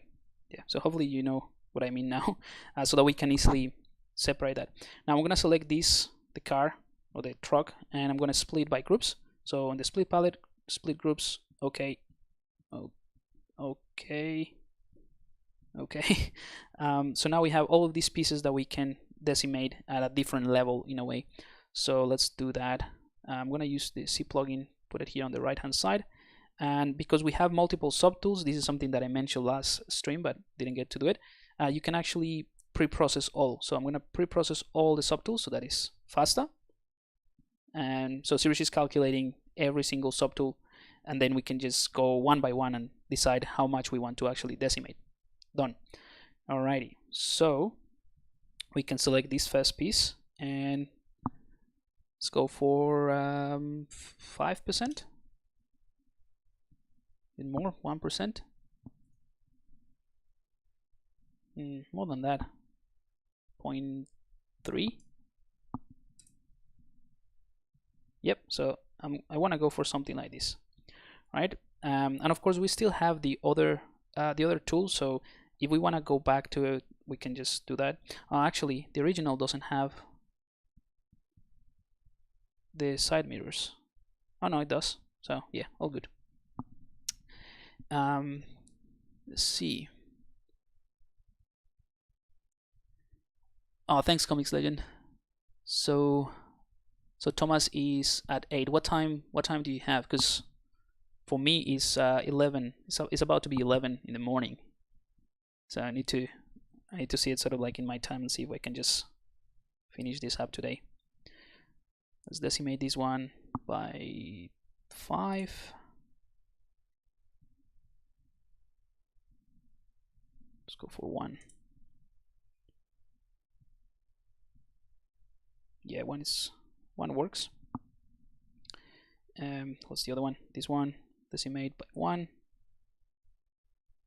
And the wheels, decimate maybe more than that. Let's go for 5. Okay, cool. Thanks, Comics Legend. Great. So yeah, I'll do some extra minutes. Just trying to decimate all of this and get it ready. I think 5 is working for these pieces. The bumper and everything else works fine. Let's do a quick render just to double check. Alright, so everything's decimated. Everything works. And in terms of the stylization, I think it works. Again, you can use everything. So I'll show you another trick. Well, not trick, something that we did in the past. I'm going to go ahead and merge visible. So here is the merge truck with all the polygroups, right? And if you want, make it a make it a little bit more interesting, you can bring in the gizmo and use the, I don't know, taper probably, and do something like this, so it looks more, like the Jetsons or the Flixons type of, any of those Hanna-Barbera type of designs that are pretty cool. Yeah, I'm gonna go for something like that. I like it. Or let's see, the other way around. Nah, I think this looks pretty cool. And it's just one deformer. Great. Now let's copy. Let's go to our working file, which should be this one right here. And let's see where we can park this truck. Let's paste it.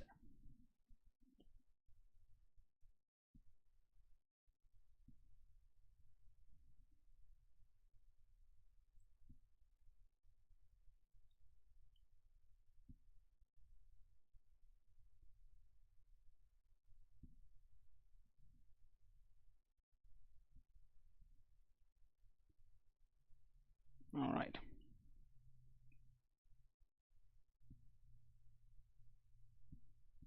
Cool, I think that works in there. Yeah, might need to push it a little bit forward. Or backwards, actually.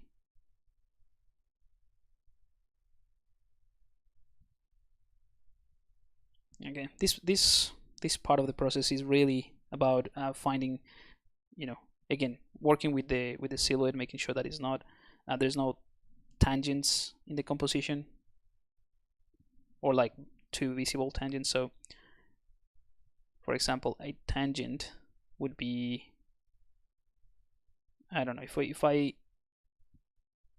let's say if I take a shot from here and I do the render, these lines in here, they create a tension point. So the top of the truck with this edge of the house, right? And there's a few other ones in here, they're not as obvious. So I need to avoid that, or I want to avoid that. So depending on how much distortion of the perspective there is, I might have to change and move these pieces, but I think that works for now. This little ship in here, we can move it. This is still a nanomesh, so we can move it without changing the nanomesh. I'm going to show you that, but then I'm going to move it. I want to convert this into real geometry.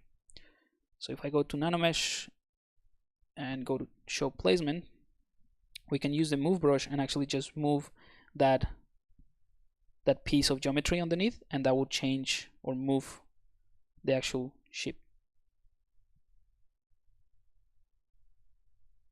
Just like that. All right, and the same thing goes for everything, every other piece. Okay, so here we are. We have done the truck. It took a while. Let's see how we got. We going in the chat.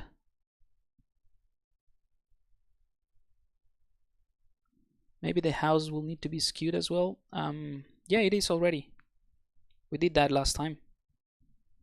See, it's a slightly there's a skewing deformation in there, and also, yeah, it's tapered and skewed a little bit. Not too much, but I think it works. Thanks, Andrew. Glad you like it. So, does decimated just essentially simplify the silhouette? Yes and no. So, yes, simplifies the mesh. No, it doesn't simplify the silhouette. The idea of decimation is to maintain the silhouette, to maintain the volume, but reduce the amount of polygons. So, you know, if you have like crevices and, you know, tiny little pieces, I will try to maintain that volume and that crevice, but reduce the amount of polygons wherever you don't need it. That is the idea with decimation. That's right. Okay, so let's do some smoke, and then we can assign some colors very quickly. So for the smoke, I'm gonna go ahead and append a sphere. Select that sphere. Where is it? It's in here. Let's reduce the size. Get closer to the house, to the chimney, obviously.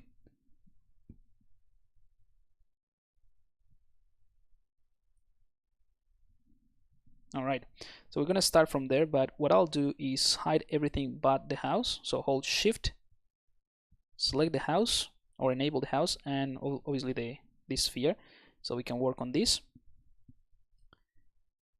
And what we're going to do is use the snake hook brush.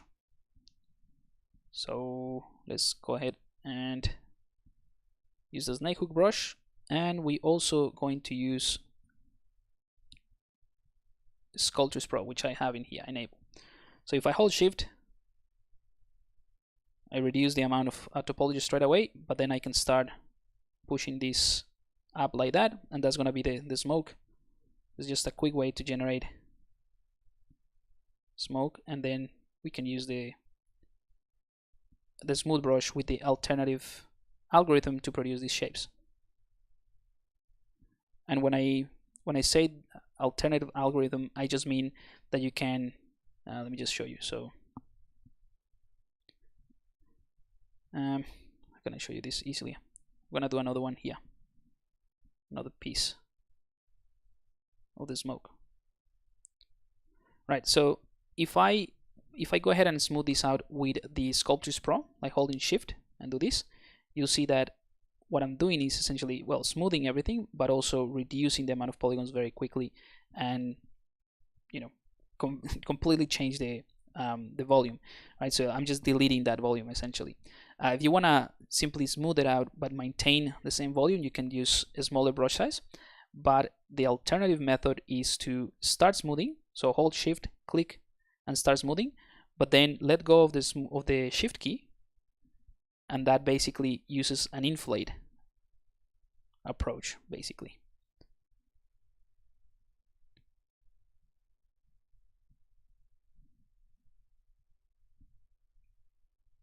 Or you can just use the inflate brush as well. It's just that in terms of workflow, this is just a lot easier, a lot faster if you just use the snake hook brush, and whenever you want to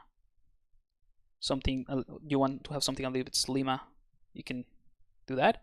or inflate certain areas.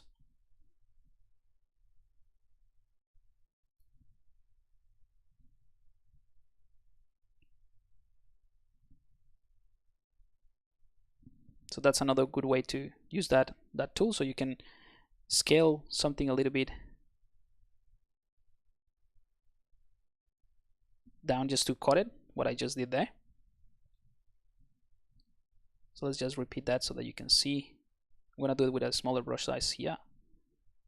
So do that, and then use the smooth brush to sort of cut these pieces like that, and then use the alternative method to inflate that piece.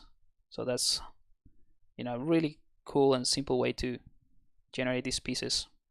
You can totally do this smoke in the same way that we've been working, you know, blocking it out and that sort of thing, but you know, it just helps to have different options for different methods, and then you choose whatever works for you. All right, so I'm gonna leave it as it is. I'm gonna use the move topological with a large brush just to give it more shape and sort of overlap this a little bit.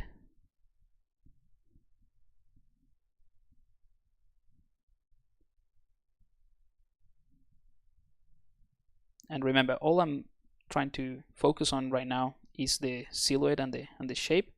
The stylization would come once we use the decimation master.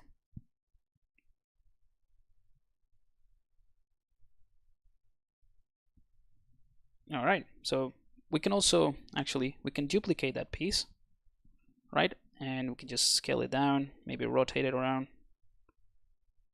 like that, and we can use the bend curve as well. So let's just change the angle. Sorry, not the angle.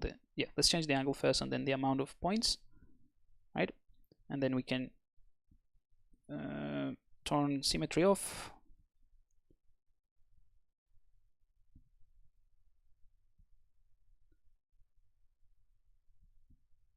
Just to add a bit more. And one of the things that is really cool from this modifier is that you have these extra controls whenever you click a point. So you can actually twist that based on that point. You can scale it, like pinch it or squeeze it. So I can create something very cool and complex looking just by rotating these pieces around.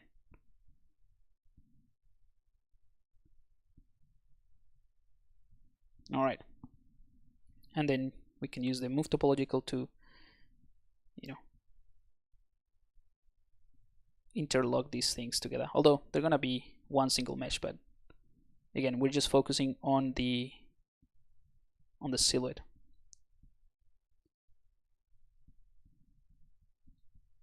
And I think that works. Right, so that's the smoke. Maybe this one is a little bit too big.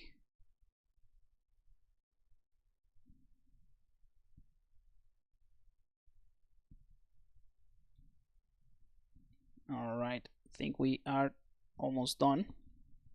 Cool. So I'm gonna merge these two together. So merge down. So now the smoke is in a single piece, right? And we can go ahead and use the what's the name? The remesh by union, or remesh by union, I think it is. Yep, remesh by union. And that's what we use for the truck. I think we use it for the truck. For something else we used it for the ship. All right, and then we can go ahead and do the trick of the decimation. So pre-process current, let's set it to 1%. That's too much. Maybe go for 5. Probably need more than that. I mean, that looks cool. We can use the smooth brush to tweak it.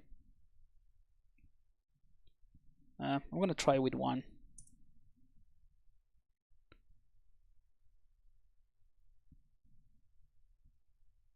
Yeah, I think I prefer this one. I mean, you might like the other one more, but I like this one. I'm gonna hide this bit that is kind of like a stranded polygon there. Delete delete hidden.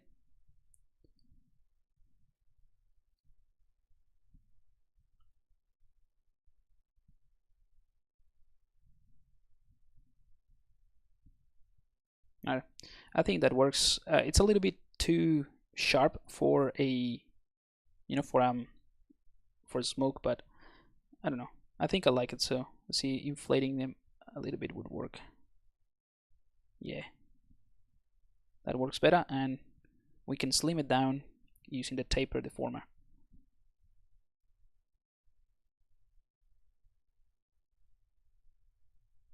Cool. So a few processes there. Again, whatever works. In this case, I think the tapering does help.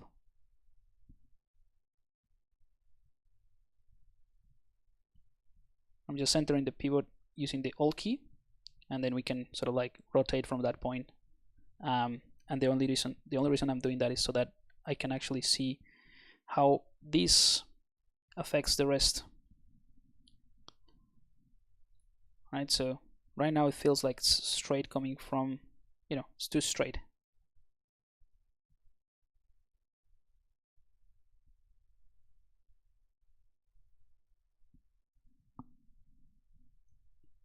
All right, I think that works. And again, I'm just thinking a little bit of the composition. So let me just lead you into what I'm thinking.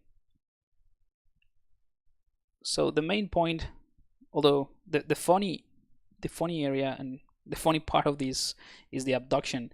That's kind of like what I'm focusing on, but all the lines that I'm trying to create with the shapes and is trying to encapsulate that. So if you think about just shapes and lines, let's do that one there, that one there, that one there. So depending on how I frame this at the end, it's kind of like all of these pieces. It could be very interesting, full of color. It has a lot of polygons, but then ultimately we are kind of like creating emphasis just with the hierarchy of the position of the shapes, because this empty space is going to be pretty prominent, and the only thing that's going to be in this space is going to be that that piece, whereas the rest, it looks interesting and everything, but it's not.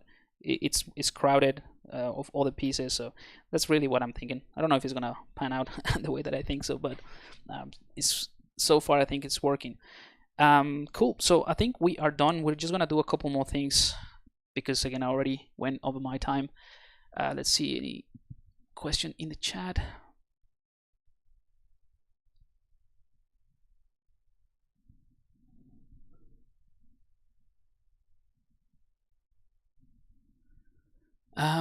¿Cuál es la finalidad? Un render? Yes, that's gonna be the end. We're gonna do a render.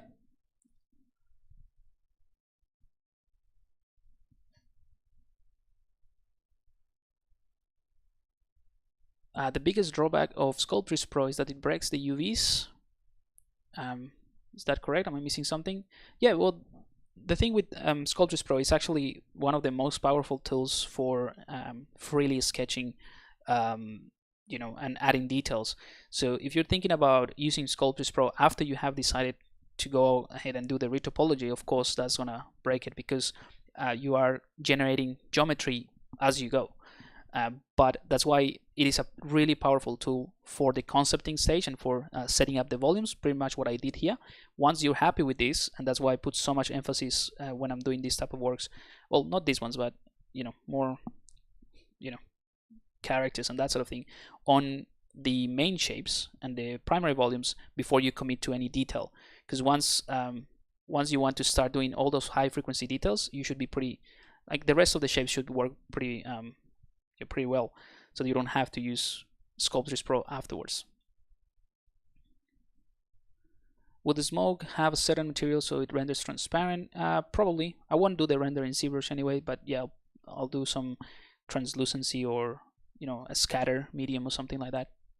We'll see if I have time.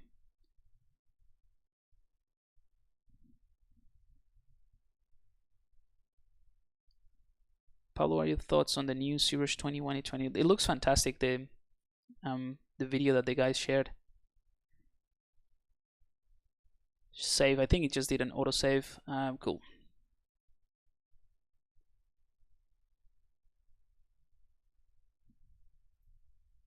Cool. Alrighty.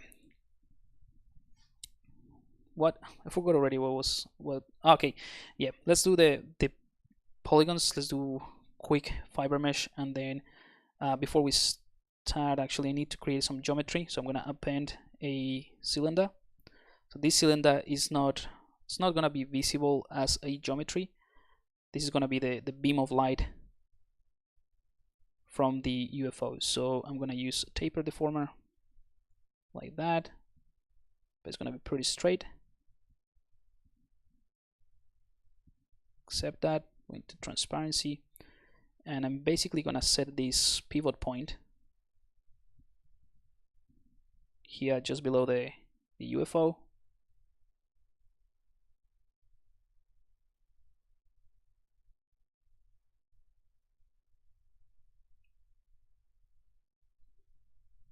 Again, this geometry is not going to be visible, it's just something that I might need.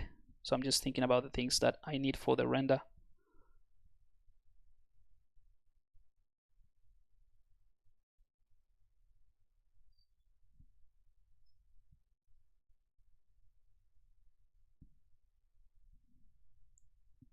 Alright, so this is what it's sort of covering.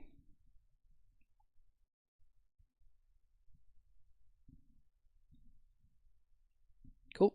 So I'll leave it off for the time being, but I know it's there. I'm going to select this, the actual mountain, and this is the only one that is sort of not going with the style because it is pretty smooth.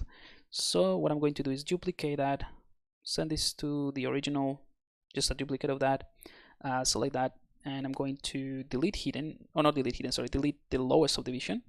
There we go. And we can go ahead and decimate that. So pre-process current shouldn't take that long. Let's go ahead and decimate this to 5. I think that works. Yeah, let's try something lower than that. Alright, so maybe this one is better. Yeah. So I like this one, and what we can do, again, to have more pieces for the composition is to duplicate that. So we can duplicate that piece and move it back, maybe scale it a little bit more, rotate it if anything slightly.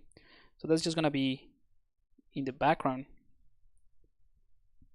you know, something like this that could work.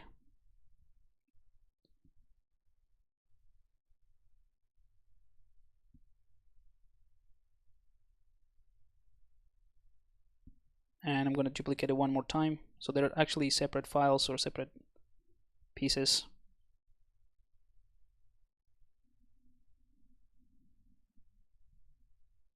We'll see if this works. I mean, it's not set in stone.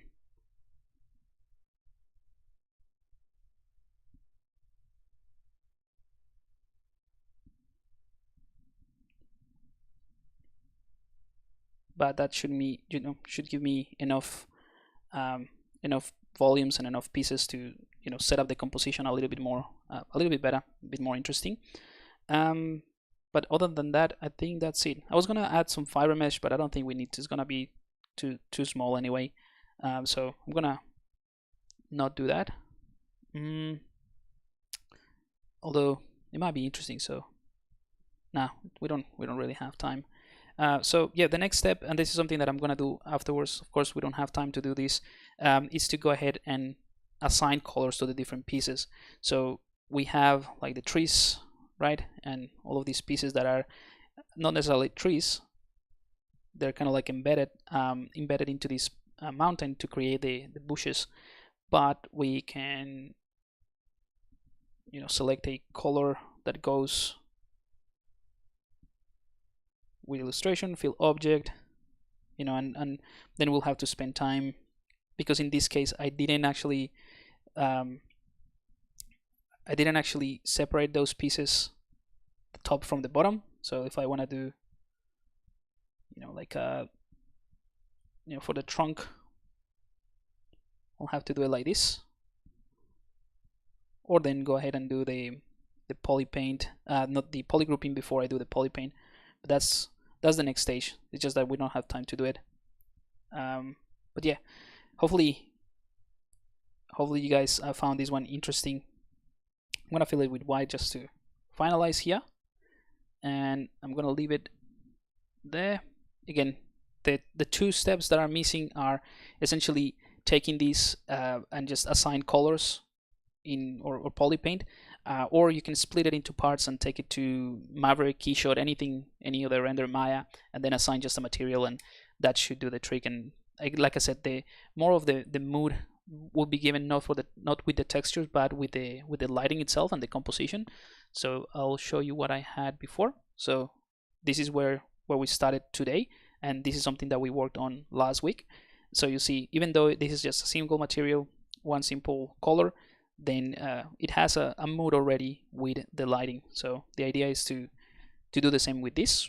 But yeah, I'm gonna leave it here, and hopefully next time we start working on something else, and I'm happy to receive any suggestions. All right, at least fiber mesh grass, or at least 2, 3 in front of the house. Yeah, I was thinking about that, but we don't have time today.